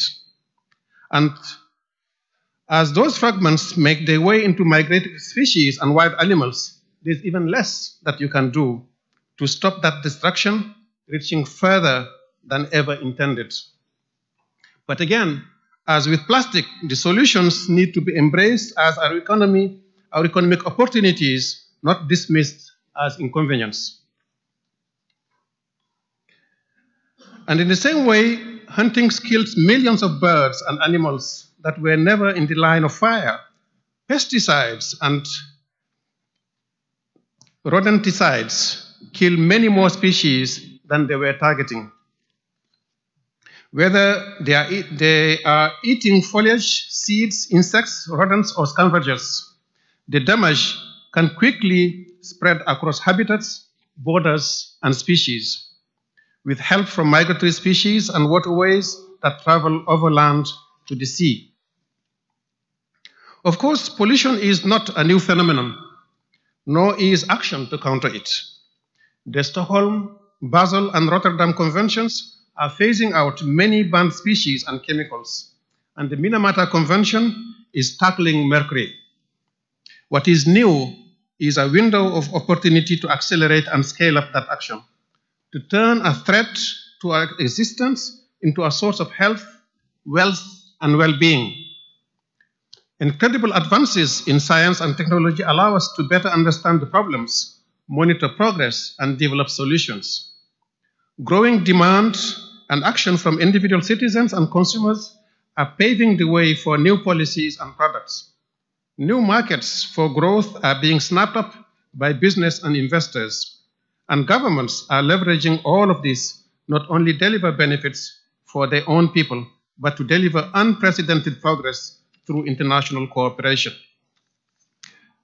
In conclusion, let me say that especially if you can pull more people out of poverty by investing in the conservation and sustainable use of biodiversity and ensuring the benefits from that are equitably shared while preserving integrity of our environment.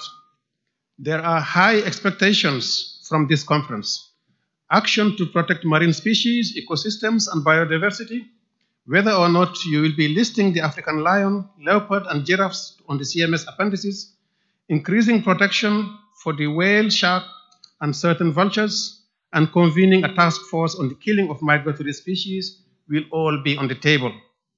And believe me, the world will be watching to see if we deliver, if you can make the case for greater investment in science-based policies and institutional capacity, and if you can convince political, industrial, and civil leaders to take some bold decisions and then build on them through the UN Environment Assembly, the UN Decade on Biodiversity for Biodiversity, and the 2030 Agenda. That is a very big task for a small secretariat, but I know the determination of the Convention on Migratory Species and Wild Animals. Dear Bradley, I know this is a special COP for you. I am sure all participants here will do their utmost to honor the last wishes of your wife, Elisa. Let us make this event the most successful ever conference of the parties to the CMS Convention. Ladies and gentlemen, can I invite you to kindly rise and join your hands in recognition of the incredible work and dedication of the Secretariat.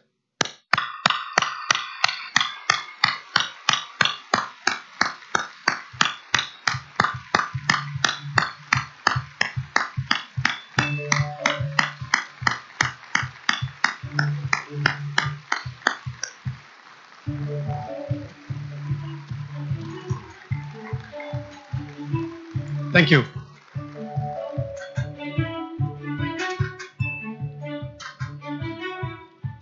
Thank you very much, Mr. Chow, for your remarks, and also I would like to thank you for your continued support and involvement of CMS in UN environment.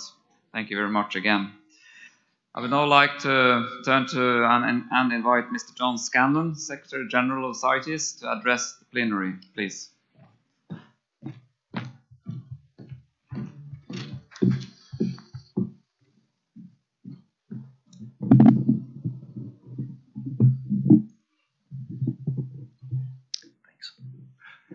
Honourable Senator Cynthia Villar, State Secretary Honourable Roy A. Simatu, Minister for the Environment of Ecuador and excellent host of CMS COP12, the Honourable Tarcisio Granizio, CMS Standing Committee Chair Oystein Sturkesen. He was also chair of the CITES Standing Committee. Now there's a synergy for you, yeah?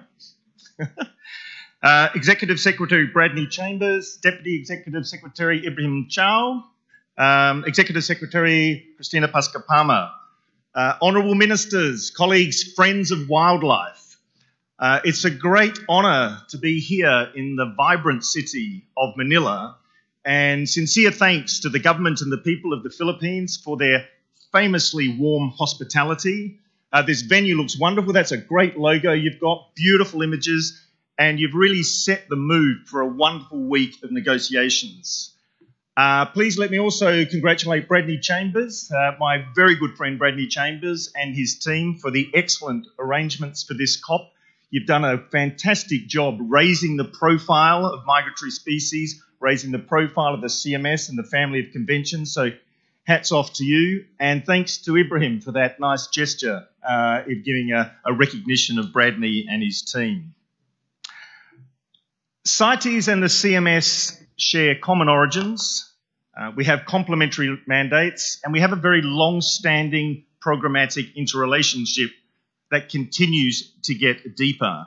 We are the world's 2 wildlife conventions. Now, some of you may recall that the origins of CITES and CMS go back to IUCN in the 1960s. IUCN called for conventions on migratory species and trade in wildlife. We were both captured in the outcomes of the UN Conference on the Human Environment in Stockholm in 1972, calling for these 2 conventions. And CITES was concluded in 1973 in Washington, D.C., and CMS in Bonn, Germany in 1979. Now, both CITES and CMS apply to specific species through an intergovernmental process. And today, around 500 of the 1,000 animals listed under CMS are also listed under CITES. That's around half of them. We have another 5,500 animals listed under CITES, and we have 30,000 plants. So you can never forget plants. No plants, no animals.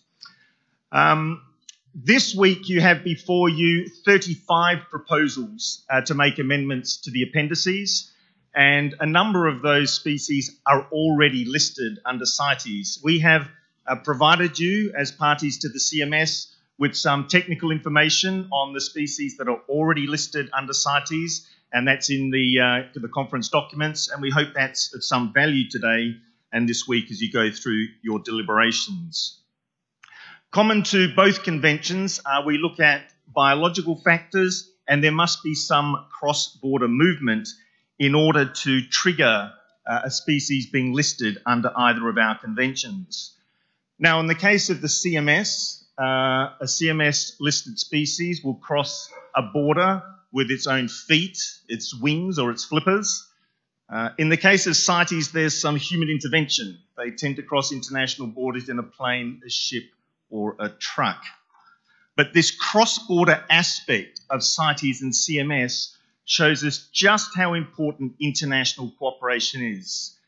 You cannot succeed with either of these conventions without deep international cooperation by virtue of that cross-border aspect, obviously coupled with very effective domestic action. Now, we have a wonderful family of biodiversity conventions. I speak very positively about this family of conventions. The secretariats get along extremely well, and we hear a lot about synergies. And we heard about synergies during the high-level event yesterday as well. Now, I have to say, my personal bias is that we should look at cooperation and synergies from a very pragmatic and programmatic point of view. We have to look at synergies that are going to have an impact on the ground. And there is no better example of well-prepared, well-structured, and well-delivered synergies than between CITES and the CMS. Now, we have a joint work program agreed by parties to both conventions, the CMS-CITES Joint Work Program 2015 to 2020. We've had wonderful support from the CMS-CITES Programmatic Officer located in Bonn. She's done an extraordinary job. And we have been cooperating with CMS and its sister entities for a long time, and since the last COP, we've done great work on many species. There's too many to list, but it includes bottlenose dolphins, gorillas, tiger antelopes, snow leopards, sharks, and rays. Now, there are too many to mention today in a brief presentation, but I just want to highlight 3 areas where we've been working so well together. First, and this is a very exciting development, is the work we've been doing together on the African lion. Last year, CITES and CMS brought together the 28 range states. We met in Entebbe in Uganda. Thank you very much for hosting the meeting. Great meeting. We had a consensus outcome. And you now have before you a wide initiative, the CITES CMS African Carnivores Initiative, which captures the lion and other carnivores. It's captured the outcomes of CITES COP17, and it's here before you for your consideration. Secondly, we're doing a wonderful global study. It's been coordinated by CITES and CMS on the conservation of and trade in marine turtles. It involves the Philippines, many countries from this region, other agreements under the CMS. We're looking at what are the threats to the conservation status of the marine turtles and what can CITES and CMS respectively do in response to that study.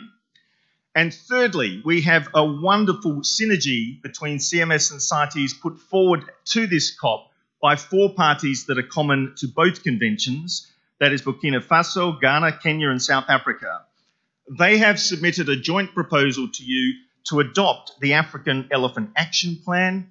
This is a plan that was adopted in the margins of the CITES COP, several COPs back, and it's a wonderful example of synergies between the 2 conventions. So there are many other exciting things going on. I don't have time to mention them. How far you want us to go with this collaboration and synergies is entirely up to you as parties, as well as the parties I answer to in CITES. I'd like to acknowledge Bradney. He's been great to work with in his team in advancing this collaboration and synergies. I don't think the 2 secretariats could work any better than they have been. And sincere thanks to the government of Germany. They funded the first ever joint CITES CMS officer based in Bonn. We could not have made these advances without that. And that is a pragmatic, excellent example of how you can advance synergies. Now, what we've also done is say, we all work to our own mandates, to our own parties, but we also contribute to a wider agenda. We had a great high-level side event yesterday on CMS and the Sustainable Development Goals, and Minister Dr. Edna Malewa hosted a wonderful ministerial lekgotla in Johannesburg last year in advance of CITES COP17, also looking at the SDGs. So both of us are looking at that intersection with the wider agenda. Distinguished guests, CITES, CMS, CBD, the other biodiversity conventions, we go right to the heart of international environmental governance. If we want to save wildlife, we have to effectively implement these instruments. And the CMS and the various agreements and MOUs under it are so critical in terms of migratory species. It's incumbent on all of us here and us as other biodiversity conventions to support its implementation. And I can tell you, I can't stay all week, but my good colleague Tom de Mouliner, sitting over here, the Chief of CITES Scientific Support, he's with you all week. We will offer you every support we can in your deliberations. Let me just conclude by responding to Nadia. She made a very impassioned statement about her 9-year-old daughter, about the African elephant. There will be wild African elephants when her daughter grows up. There is a global collective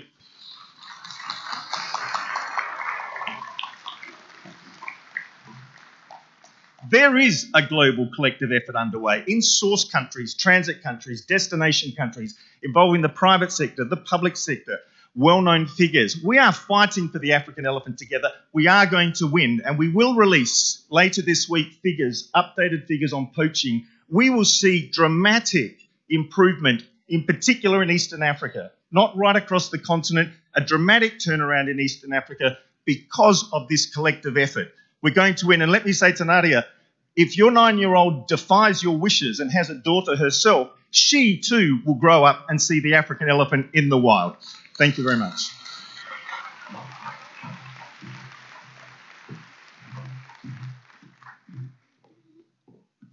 Thank you very much, Mr. Scanlon, for your remarks. I would also like to thank you for your continued support and collaboration, as we have seen over the years with the CMS. Thank you very much again. I would now like to invite Christina Pasca-Palmer, Executive Secretary of the CBD Secretariat, to address the plenary. Please.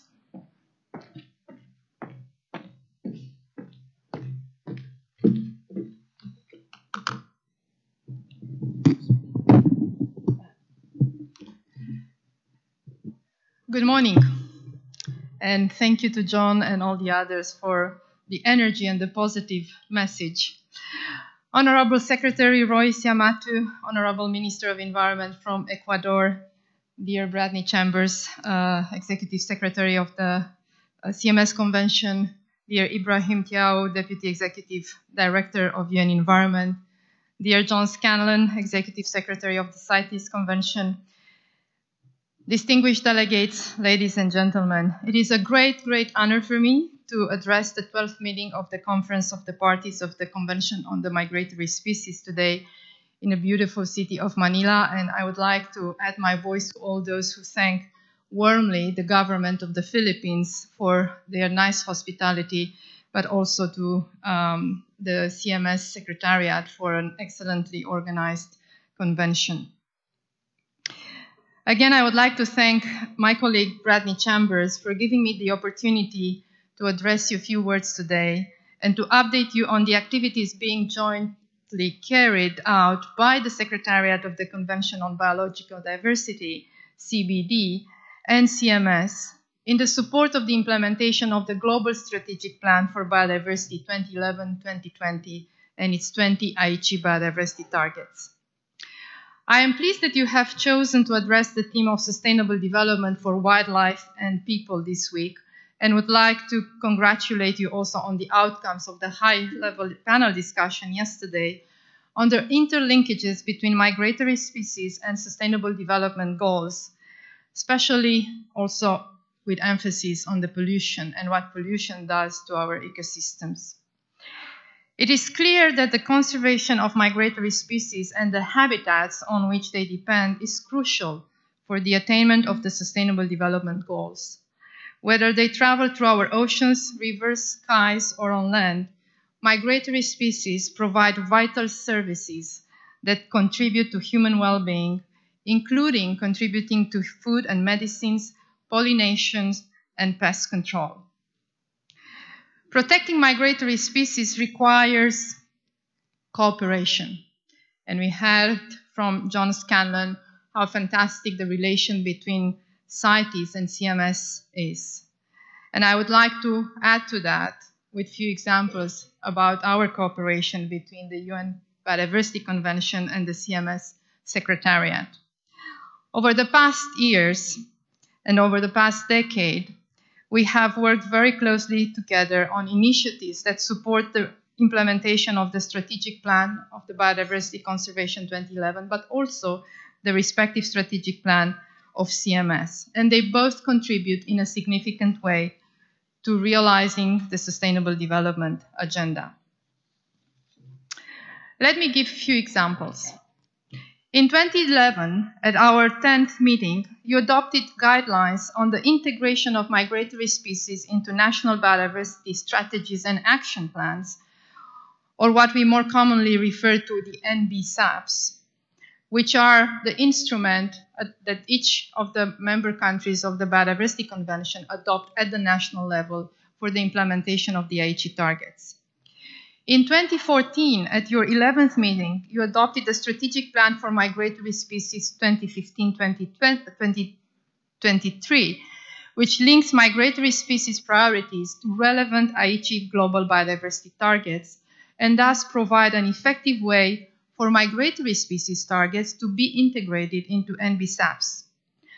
Notably, during the 2015-2017 period, 58 CMS parties submitted revised NBSAPs to the Convention on Biological Diversity, and 3 parties submitted new NBSAPs, which included migratory species. Thank you and congratulations to those.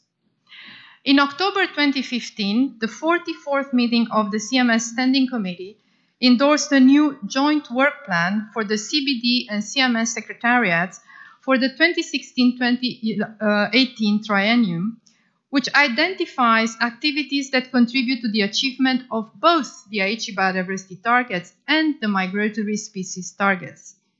Numerous activities covering a range of thematic areas have been carried out under this work plan. And again, let me give you a few examples of this great collaboration.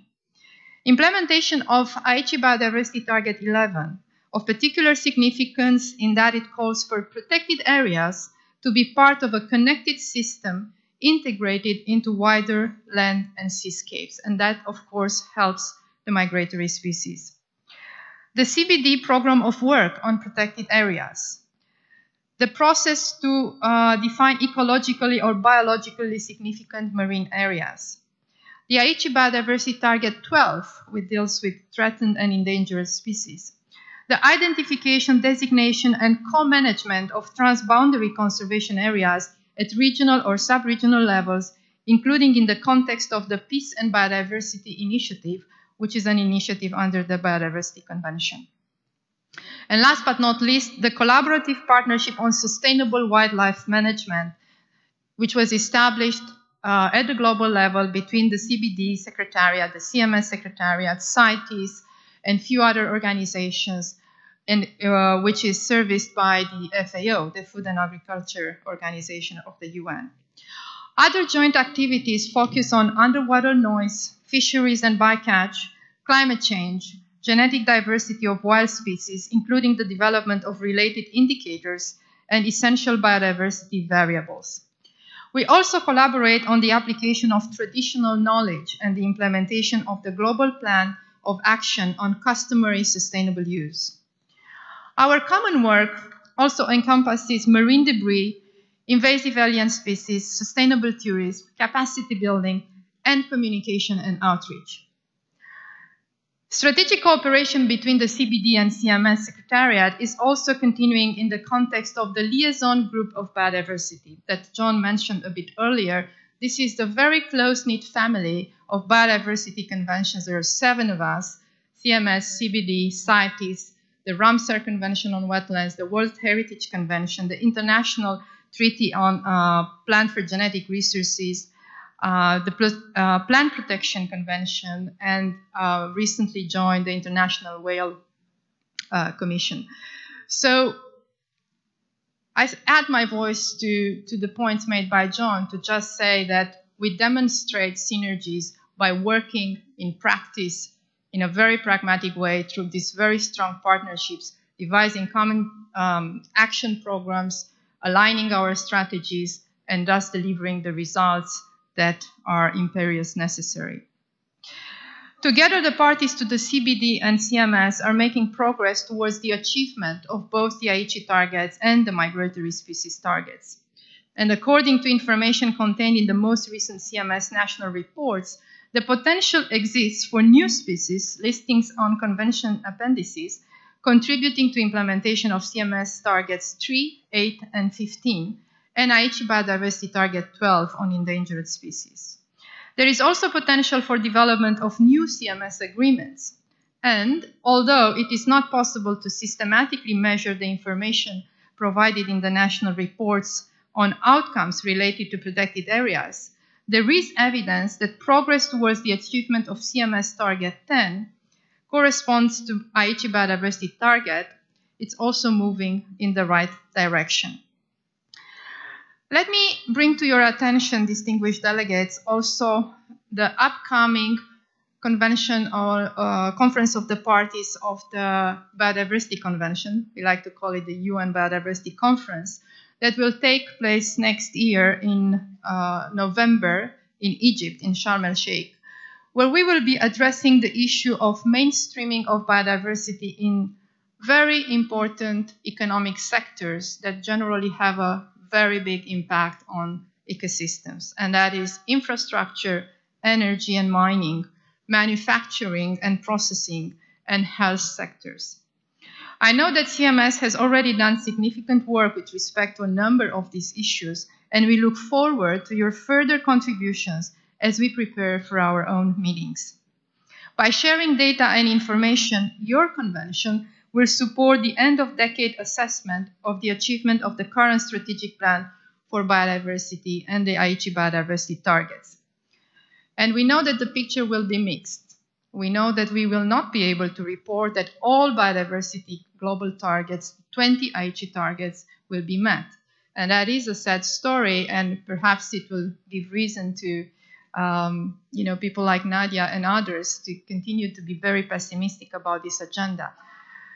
But I'm an ultimate optimist, and I think there is hope, and our efforts are also delivering very practical results that are measurable and that we will win this battle. We count on your contribution to bring all your good ideas in the preparation for the next strategic plan, the next global biodiversity framework from 2021 to 2030, that we at the Biodiversity Convention are now starting to prepare for consultations. On this topic, I would like to recall that in June of this year, I submitted a notification to CBD parties, and many of you are also parties in our convention, other governments and relevant organizations, including CMS and indigenous people and local communities, inviting them to contribute to the development of the process for the preparation for the post-2020 biodiversity framework. So let me take this opportunity here in Manila to restate my invitation to you, the CMS community, to actively engage in discussions and processes on the post-2020 biodiversity agenda over the next few years. I would be pleased if you could determine in the course of your discussions this week how the CMS, facilitated by its Secretariat, would seek to ensure that its specific concerns are captured in the global biodiversity framework. I think we are at a point in time where we have a unique window of opportunity to enhance and accelerate actions, because the next global biodiversity framework would be and is aligned with the Agenda 2030 for Sustainable Development. And as you deliberate your own strategic plans, it's a wonderful opportunity that we all align our actions. There is a lot of call for synergies. Perhaps from the outside, many people perceive that this governance of environment, and particularly in biodiversity, it's too fragmented. There is some truth to that, but the way to counteract that, because we know it takes a very long time to perhaps readjust these governance systems, is to go very deep down, pragmatic, in strengthening collaboration and delivering results. And I think this is what we do in the family of the Biodiversity Convention, but I'm also the one to say that there is a lot more that we can do together. And I would like to end quoting also what Mr. Bertrand said in his very passionate and inspiring speech, that if there is a will, there is a way. So our will together will make this a success, and we will win the battle. Thank you very much.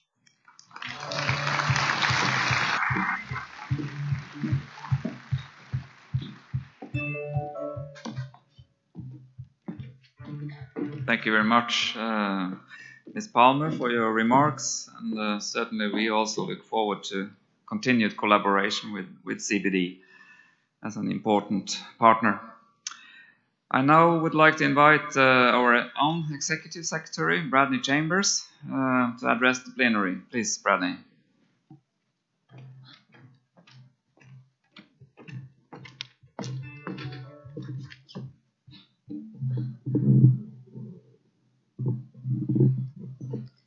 Thank you, Chair. I'd like to start by thanking the previous speakers, the Honorable Minister Tarcisio Granzo from Ecuador, Secretary Roy Simatu. I want to say a special thanks to Assistant Secretary General and Deputy Executive Director of UNEP, Ibrahim Chow, for the kind words for the Secretariat and for my late wife, Elisa. And also, I'd like to thank John Scanlon for the kind words, and also a very good friend, our Secretary General from CITES, and Christiana Pasca Palmer from the CBD, all thank you for the support that you give to the CMS.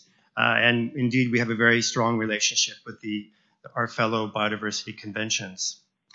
And of course, thanks to all of you, all of the participants that have come here for COP12. We have, in fact, a record number of parties here, over 100. And we, in fact, have 24 non-parties, observers that have come here from governments from around the world. We broke new ground 3 years ago when we went to Ecuador, our first COP in the Americas, and now here we are in Asia for the first time. And thank you so much to our hosts for the warm welcome and the wonderful facilities here at the PICC. This is an important COP for the CMS, and perhaps more important than most.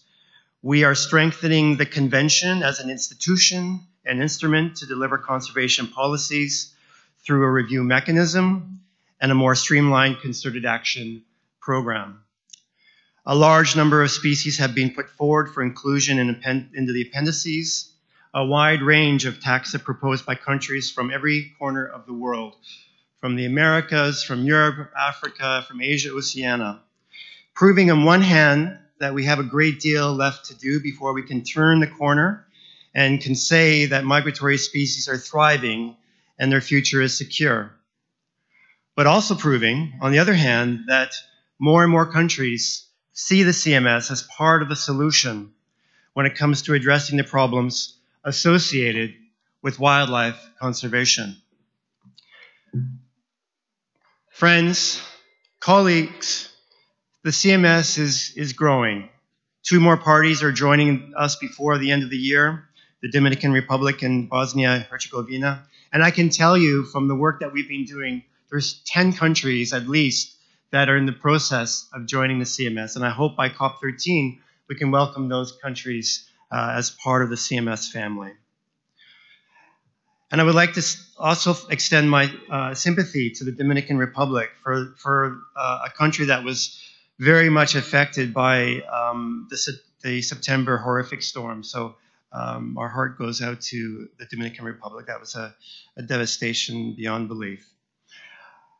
We've had an encouraging response rate, definitely, in terms of the build up to COP12. You might have been looking at the recorder on the website that was monitoring the number of parties that actually have submitted national reports. And we've gone from the last COP, where we had about 50 national reports submitted, to over 90 countries have submitted their national reports. And we've had a very good pre-COP process, a very enthusiastic participation from all countries, all members, in the pre-COPs in the different regions around the world. So you're here today, I think, in very good shape, prepared for the negotiations. The CMS needs to grow in other ways, in terms of engagement with other programs. And that is why that we've picked for this COP the theme of the Sustainable Development Goals and the connections with wildlife. We need to make this connection between wildlife and people. We need to expand our remit into new areas. And I think this theme and some of the work that we'll do at this COP will be a good stepping stone in that direction. For too long, wildlife conservation has been sidelined, whereas it belongs mainstream. It belongs with all of the other important issues that we have at the national level, like health, like agriculture, and like the economy. Their future is our future. That's our slogan, because we humans demand as much as animals as they do on us. If we want to continue to benefit from the services that animals provide us, from cleaning the environment, as vultures do, to pollination and seed dispersal, and as a focus of a multi-million-dollar tourism industry, then we had better up our game when it comes to conserving wildlife, and very fast, because we're losing them. Their future is our future, and ladies and gentlemen, that future starts now. Thank you very much.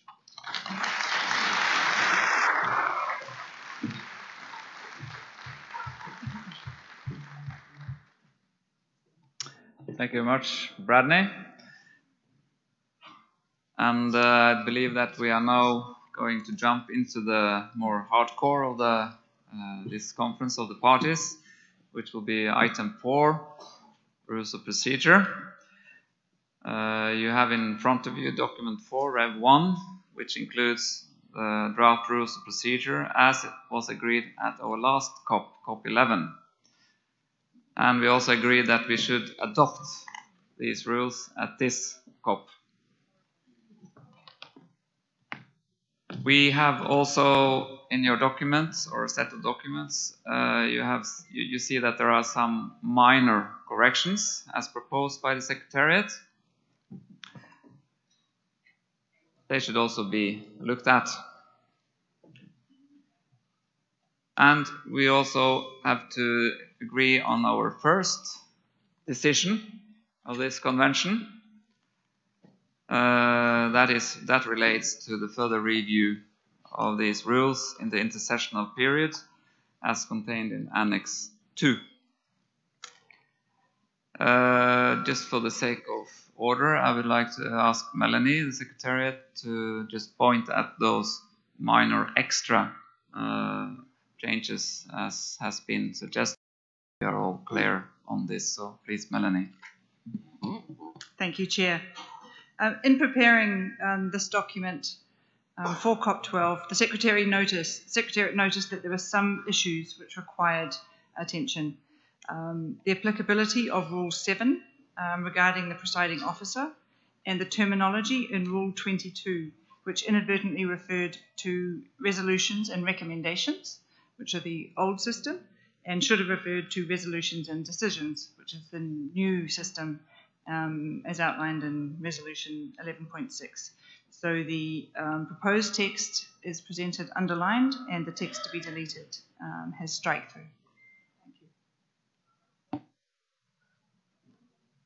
Thank you very much, Melanie. I think that I will now invite the meeting, hopefully to adopt these rules of procedure and the draft decision, as I said, contained in Annex 2.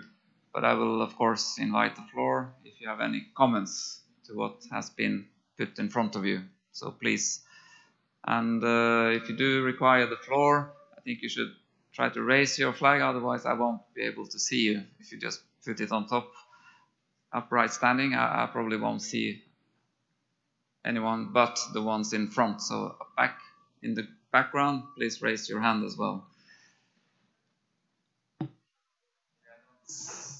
Actually, I don't see any flags coming up. Any objections? If not, I'm tempted to actually declare that the rules of procedure and the draft decision have been adopted.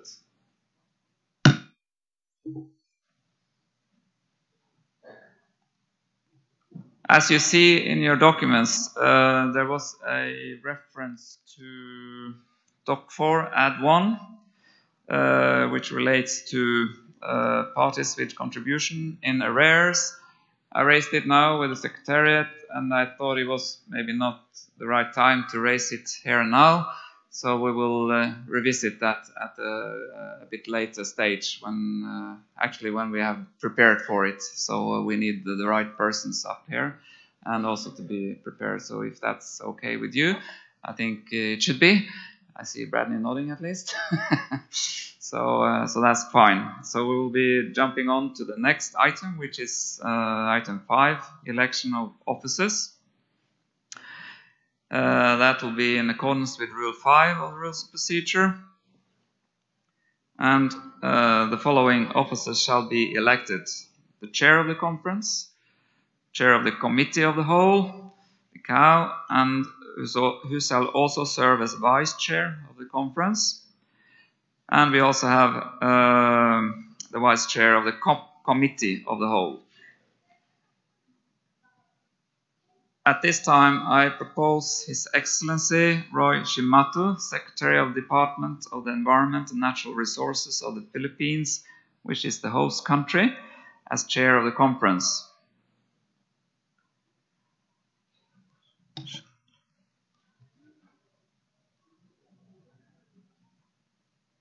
I think that's what we will decide anonymously, and maybe we do a clap for it.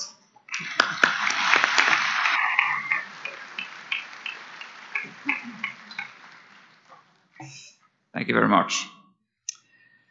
After consultations with the Standing Committee Chair, and I would like to propose that the conference elects Dr. Rod Hay, New Zealand, as Chair of the Committee of the Whole, and Ms. Aryuntuya Dorshuren from Mongolia as Vice Chair of the Committee of the Whole. Unless there are any objections to this, I think we will also clap for those two suggestions.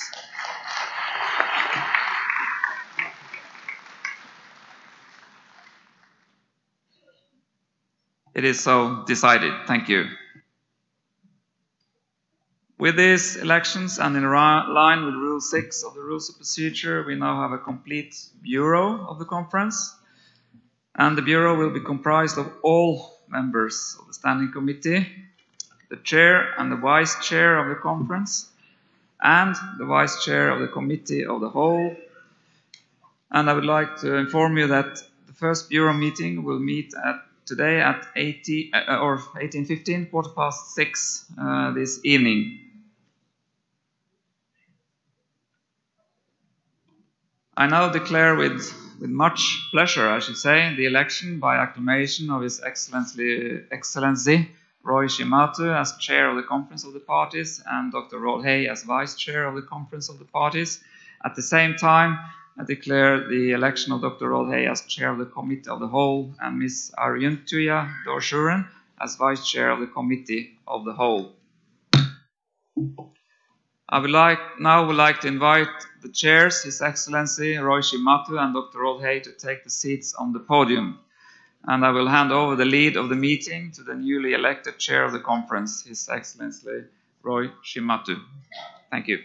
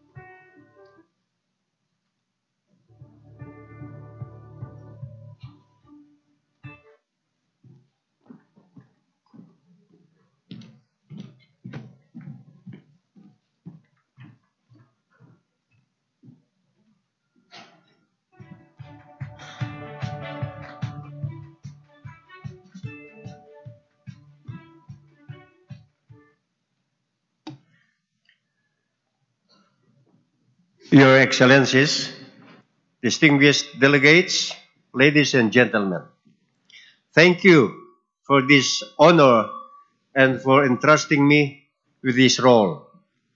I look forward to guiding you through the busy agenda for this meeting.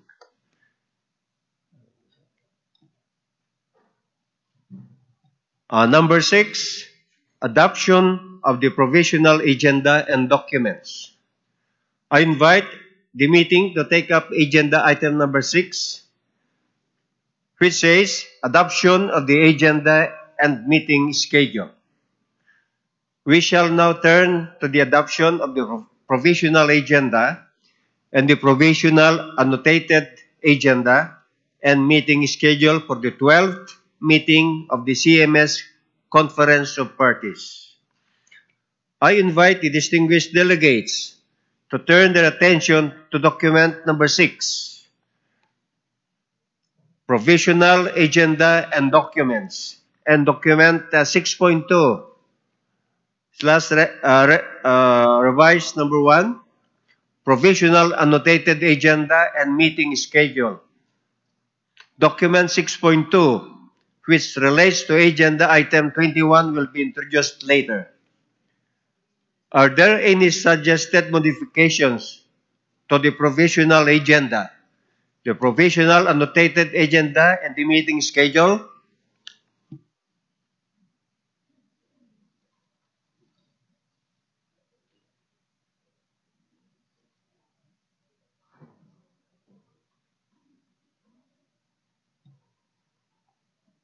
as I see none, I declare them adopted.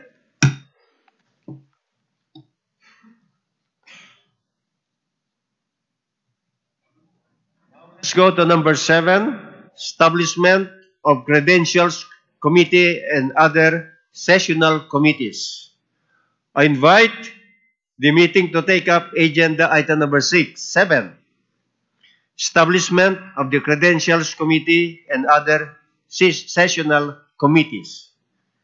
We shall now turn to the establishment of a credentials committee of 5 members in accordance with rule number 3 of the rules of procedure.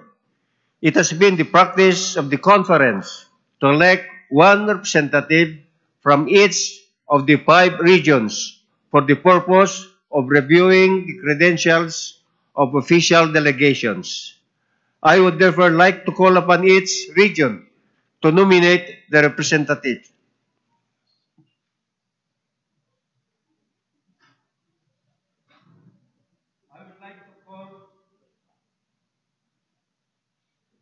Okay. I would like to call upon Oceania for their nomination.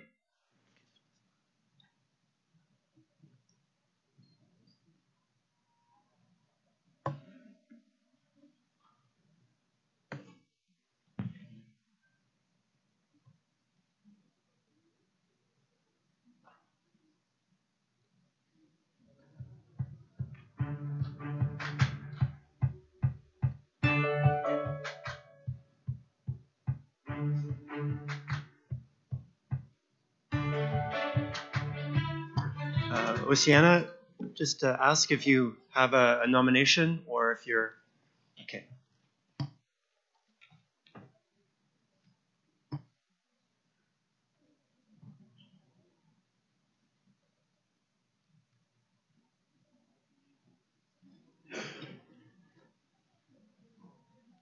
I would like to call upon Africa for their nomination.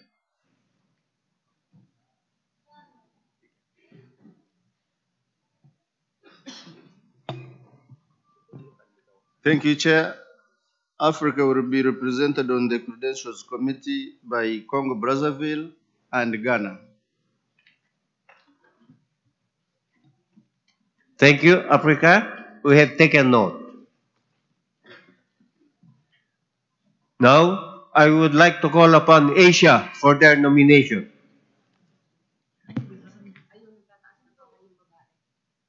Thank you.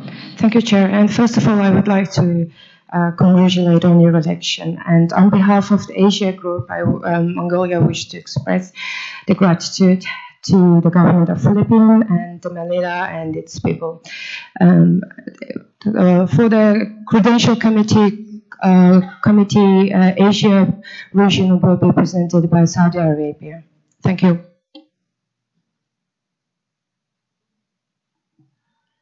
Thank you, Asia. We have taken note. Now, I would like to call upon Europe for their nomination.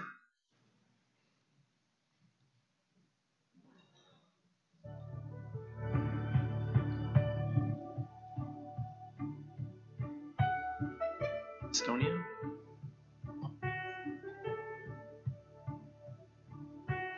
Is there a nomination from Europe?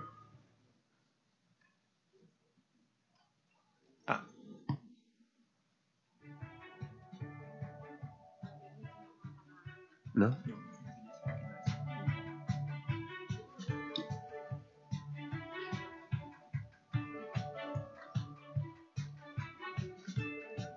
Go ahead, Norway.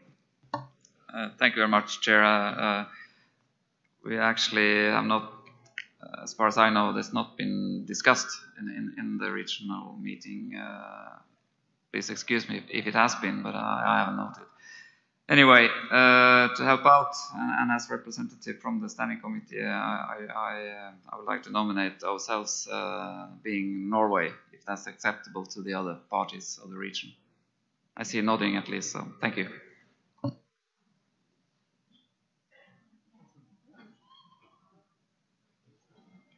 Thank you, Norway. We will wait for your nomination.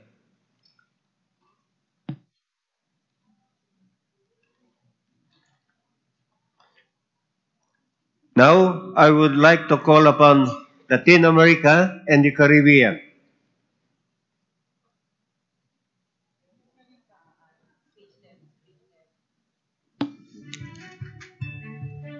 Muy buenos días, señores miembros de la mesa, señor presidente. Agradecemos en nombre de la región de América Central, América del Sur y el Caribe por la hospitalidad de haber acogido esta conferencia. Queremos indicar que la región ha elegido a Uruguay como representante ante el Comité de Credenciales. Muchas gracias.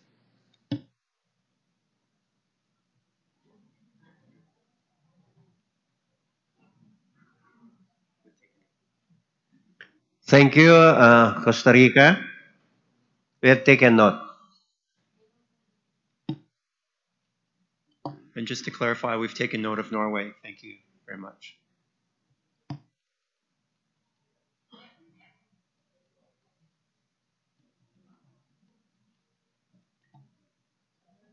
I hereby declare that the Credentials Committee will be composed of the following countries. Yeah, and the Secretariat will provide a list of The Secretariat will provide the list. But the Credentials Committee will be comprised of Uganda, Saudi Arabia, Norway, and Uruguay.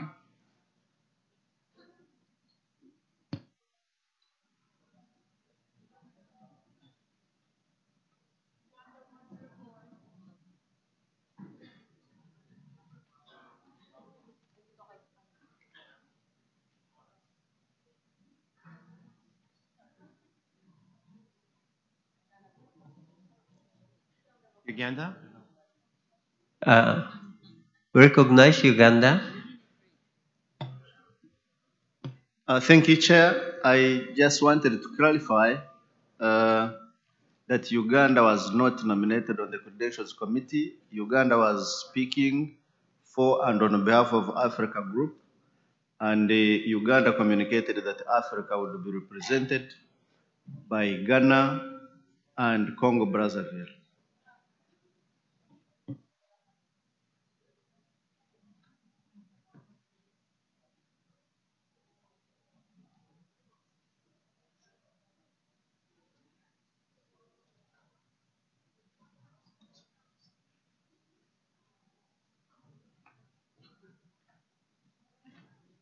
Thank you, Uganda, for that clarification.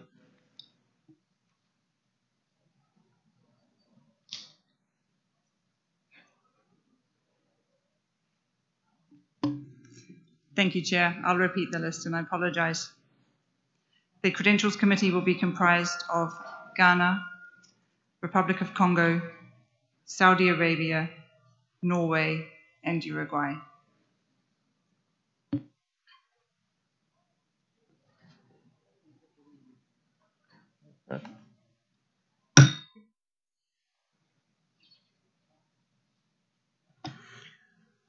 In addition, in accordance with Rule number 17 of the Rules of Procedure, we shall establish the Committee of the Whole.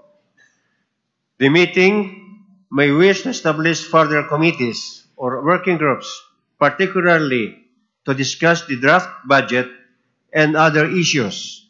This can be taken up by the Committee of the Whole.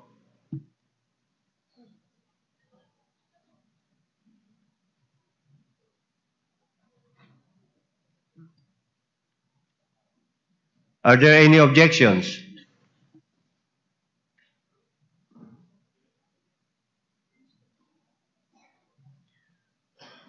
As I see none, it is so decided.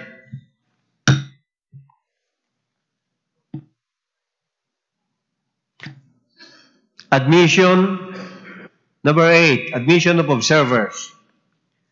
I invite the meeting to take up agenda item number 8, admission of observers.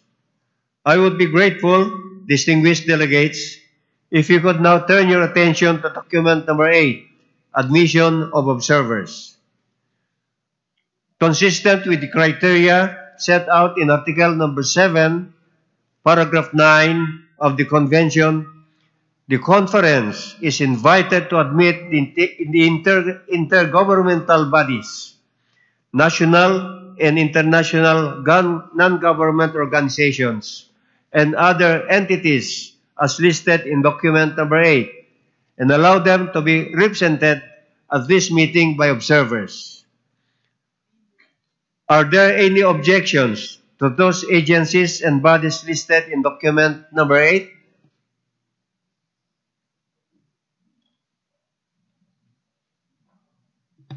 If no objections, I hereby confirm that the organizations listed in document number 8 may be represented at this meeting of the Conference of the Parties by observers.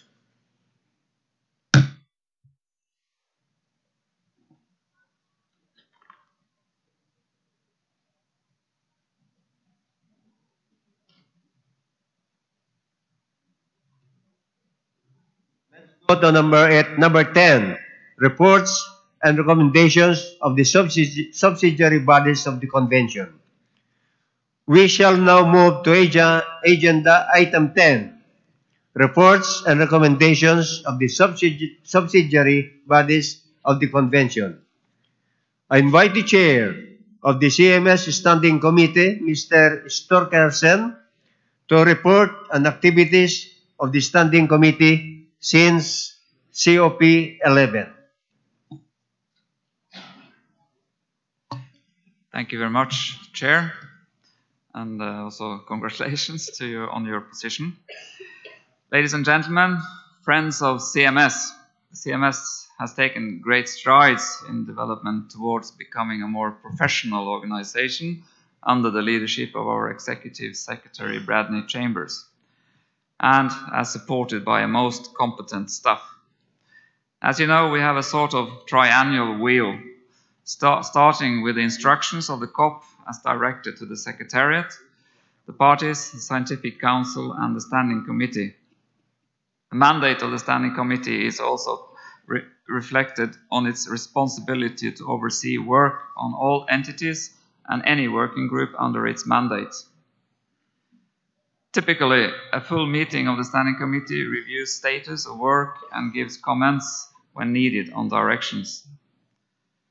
Let me at the outset thank all of those who have supplied funding to the CMS work, including staff that is in kind. Without the CMS work, without this support, the CMS work would be quite different. Since the last COP11, we have had two full standing committees. The first, Standing Committee 44 in October 2015, and then the second, Standing Committee 45 in November 2016. So the last meeting was, in other words, almost 1 year ago. And obviously, issues have moved since. CMS activities and responsibilities are many-faceted. To give a fair summary of main initiatives and achievements can therefore be difficult. I therefore refer you to the two official reports of the Standing Committee meetings for details of elaborations. For me as Chair, I would point at the following important highlights over the last triennium. There's been a continued strong collaboration and forging of the CMS and family instruments as a consequence of years of focus on synergies and political interest in the team. I also think it is remarkable and pleasing to note the strong commitment towards voluntary donations by some parties. This is what makes the cogs of the CMS really move forward. We are also in the process of merging and simplifying our system of resolutions and defining tasks for different entities through decisions. This is indeed an important move to streamline and modernize CMS. Continued growth of membership, which today stands at 126, and I do expect this figure to grow further as we are in continuous communication with potential new parties. We have also seen a stronger focus on partnership with other biodiversity MEAs and UN entities. This is indeed an important and very necessary step to increase the effects of CMS strategic plan for migratory species. Regions are also taking an important and significant steps too, such as by the Philippines on migratory birds, protection of wetlands, and on network for marine mammal strandings, just to mention examples as done by our host. Work on a new strategic plan has been difficult, and the working group and its chair Ines Verley all deserve our highest appreciation for their work. We now have a draft strategic plan, and we have an online companion volume as a set of guidance and examples for the parties. Indicators are essential to enable measuring of success, and as you know, these are largely modeled after the Aichi targets. Despite these highlights, there are no lack of challenges, and CMS still has work to do on becoming more contemporary and relevant in today's world. Revision of the list related to cooperative action is one remaining example, one which will be pursued over the next triennium. I want to highlight the work of the Scientific Committee and its dedicated chair, Fernando Spina, an important part of our work. As you know, we have seen a significant change of the structure of the Scientific Committee in the wake of the Future Shape process. We now have a sessional committee with 3 councillors from each of the 5 regions and 9 COP-appointed councillors. The sessional committee has had 2 meetings since last COP and seem to have found a good working relationship. The Standing Committee has decided to maintain the continuity by exempting the COP-appointed councillors from a rotation system, at least for the time being. And we also endorsed a regional responsibility of appointing councillors. CMS is dependent on parties paying their dues in time, more now than ever before, due to the new UN accounting system known as UMOJA. We can recognize a problem with cash flow with non-payment by parties. Therefore, you will be informed on the situation and what has been done to remedy this. The synergies process within the CMS family has been discussed and evaluated thoroughly, and the results so far shows that we need to hurry slowly. And I'm sure that you will appreciate the good results we have seen so far. To UNEA 2, CMS contributed to a policy paper resulting from a workshop on options. Joint partnerships with Ramsar, CITES and others are also important in building an efficient and appropriate approach. To deliver on HE targets, new future targets and the SDGs, we need this collaboration. A review mechanism for the convention will be discussed by this COP thanks to the good work done by the working group. If you ask me, such a review mechanism is fundamental for identifying needs of assistance among parties. This should result in a win-win situation for all of us. The subgroup on finance and budget has contributed to 3 different scenarios as presented for this COP. The Standing Committee has also discussed the option of implementing a minimum contribution without making a recommendation on this. Revision of the template of national report is put forward for COP12 to decide on. We also expect the COP to decide on the draft template for reporting by the Secretariat on the programme of work. Another template is the revision of the format for amendment of appendices. Yet one example where CMS is improving its routines and the presented document has been adopted by the Standing Committee for use at this COP. Finally, I want to mention that the Standing Committee meeting was also used for signing ceremonies. as a partnership was agreed between CMS and the following two organizations, being China Biodiversity Conservation and Green Development Foundation and the Ocean Care. I will round off by a special thank you to the members of the Standing Committee for their dedicated contributions. I also thank you for the trust put in myself as your chair. Thank you very much.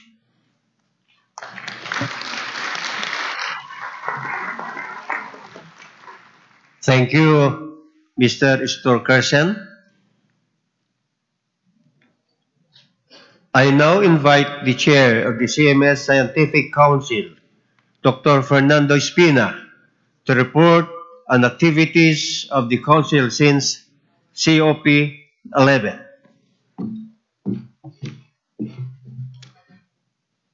Thank you, Chair.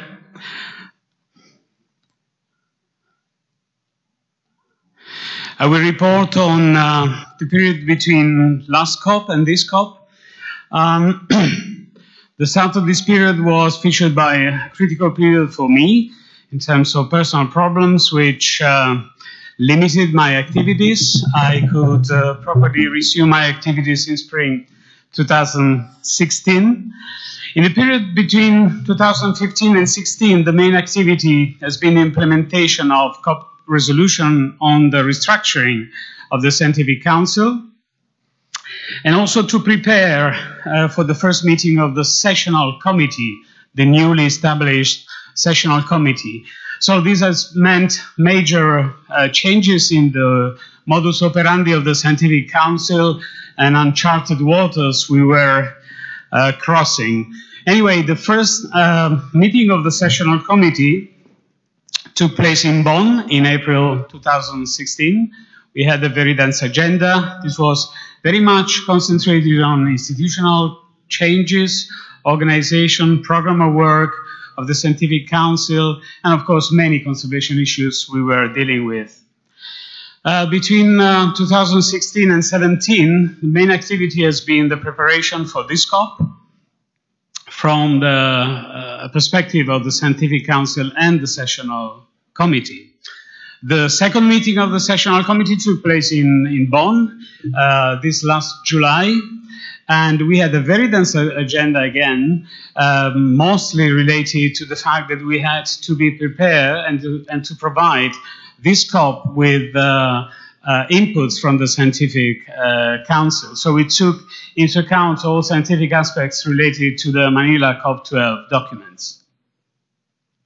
At the Sessional Committee meeting, this was a new experience. So we had active participation of all Sessional Committee members who were present in Bonn. All of them were actively taking part to our deliberations and work. And I also want to stress the important contribution which was offered by members of the Scientific Council who are not members of the Sessional Committee, who were anyway present at our meeting based on their own costs and covering their own expenses to attend, which was, I think, a very positive sign also. And intersessionally, I think it is important that we stress again and we maintain the role of the members of the Sessional Committee to steer activities and the activity of members of the Scientific Council who are in the regions they are representing. At the Sessional Committee 2 meeting, as I said, we took into account all scientific aspects of resolutions and decisions for this COP.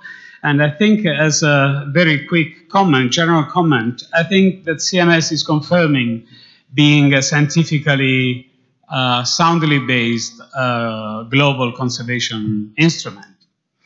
The Sessional Committee and the Scientific Council fully supported the listing proposals and the cross-cutting recommendations and decisions which will be in the agenda of our COP these days. Also, I really have the feeling that Manila COP will be a milestone in the conservation of iconic and highly endangered migratory species, and also giving profile to conservation of non-terrestrial habitats and species, cross-cutting global conservation issues, wildlife conservation for sustainable development. So I think we have in front of us, apart from being very dense, also an extremely interesting and exciting agenda. To mention other activities related to other CMS family instruments, I've been involved in activities related to illegal killing, trapping and trade, contributing to the work of the CMS Mediterranean Task Force.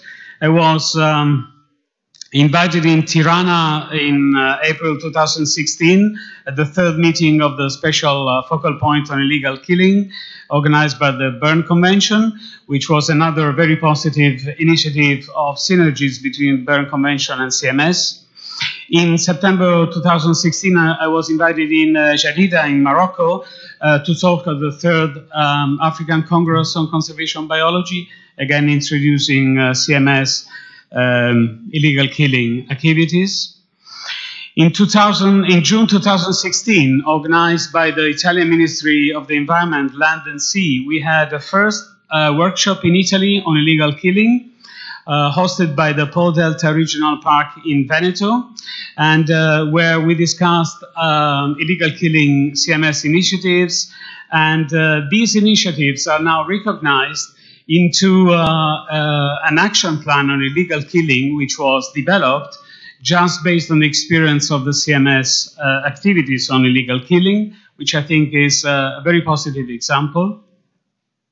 And the National Action Plan has been formally approved by the central government, of course, the Ministry of the Environment, as well by the regional governments, and it is now formally gazetted in the National Legislation Gazette.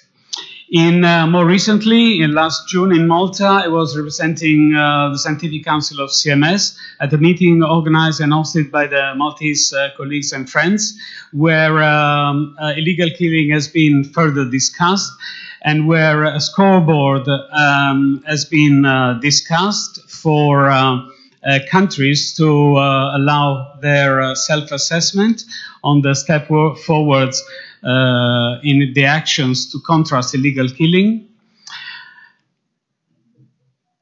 I've been invited by the Raptors MOU to chair the Vultures Raptor MOU Multi-Species Action Plan, the overarching final workshop, which was held in Toledo in Spain last February.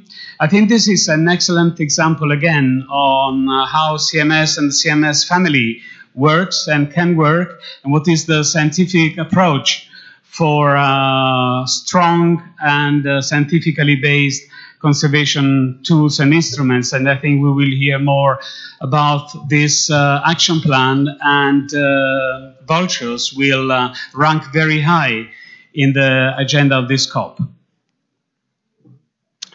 In terms of specific initiatives, I put forward a proposal to develop a resolution on connectivity for COP12. This has been discussed with the Secretariat, of course, and the main aim of this resolution would be to steer an across-taxa scientifically sound approach to flag connectivity within CMS. I really feel that CMS, by definition, is the connectivity convention. We could organize 2 scientific workshops in Italy with experts from different groups of taxa and general aspects and of connectivity. We have drafted a resolution text, and I wish to warmly thank David Pritchard for his amazing contribution to this drafting exercise, which has been circulated to the Scientific Council and Sessional Committee members, and there has been a wide consultation. Now, we have had 2 workshops, one both hosted by the Veneto Po Delta Regional Park. The first one in September 2015 was to have a general overview on connectivity and discuss on the structure of the resolution and the contents of the resolution. And more recently, last May, we met again at the Po Delta, and this was on drafting the resolution text. So you see here the reference to the resolution text, which is, of course, in the documents of this COP. and also to discuss the structure and contents of a supporting information document, which is called Migratory Animals Connect the Planet, which you find in your documents, which features contribution by different experts on different aspects of connectivity from an across-taxa-wide perspective. So I wish to thank very much the Po Delta Regional Park, because they pledged an overall 50,000 euros to support these workshops. I also think CMS is at the cutting edge in terms of conservation in the future when it comes to animal culture. I think this is another amazing initiative that CMS is taking. And from this respect, I could propose to have a specific workshop on from an across-taxa perspective on animal culture. And the Italian National Park of the Apennines has pledged 25,000 euros to organize this workshop, which is now planned for next April in Parma, and I wish to thank the Apennine National Park. I had been representing CMS at various meetings during the last years, and which of course offer the possibility also of introducing the role and the work of the Scientific Council of CMS. And last but not least, of course, I was also involved in continuing with this tradition of the benefit concerts of my opera choir for the World Migratory Birthday, which has nothing to do with the program of work of the Scientific Council, but I thought it was a good idea to mention this. I think this should be mandatory for our convention. And I want to simply to thank at the end of my presentation, of course, the members of the CMS Scientific Council and Sessional Committee for their activity and full support. Everyone at the CMS Secretariat in Bonn, special thanks to Bradley, of course, for his trust, and to Marco Barbieri as scientific counselor. He is always so incredibly helpful and ready to support and help. I want to thank my institute, INSPRA, for allowing for my time, and I want to thank warmly the Italian Ministry of the Environment for supporting my activities as chair of the Scientific Council of CMS, and also in general to support CMS activities in Italy. Thank you very much.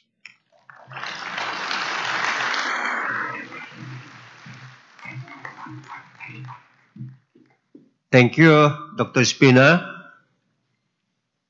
Given that we need to adjourn for lunch, we'll take up agenda numbers 12 and 18 after lunch. Thank you, distinguished delegates. We will now adjourn the plenary, and we resume the Committee on the Whole at 1500 hours. But first, I would like to ask the Secretariat for any housekeeping announcement.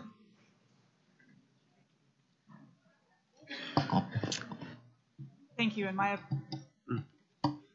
thank you, Mr. Chair, and my apologies to everyone, and especially the interpreters, as I know we're running late. First of all, regarding delegates who have funded delegates.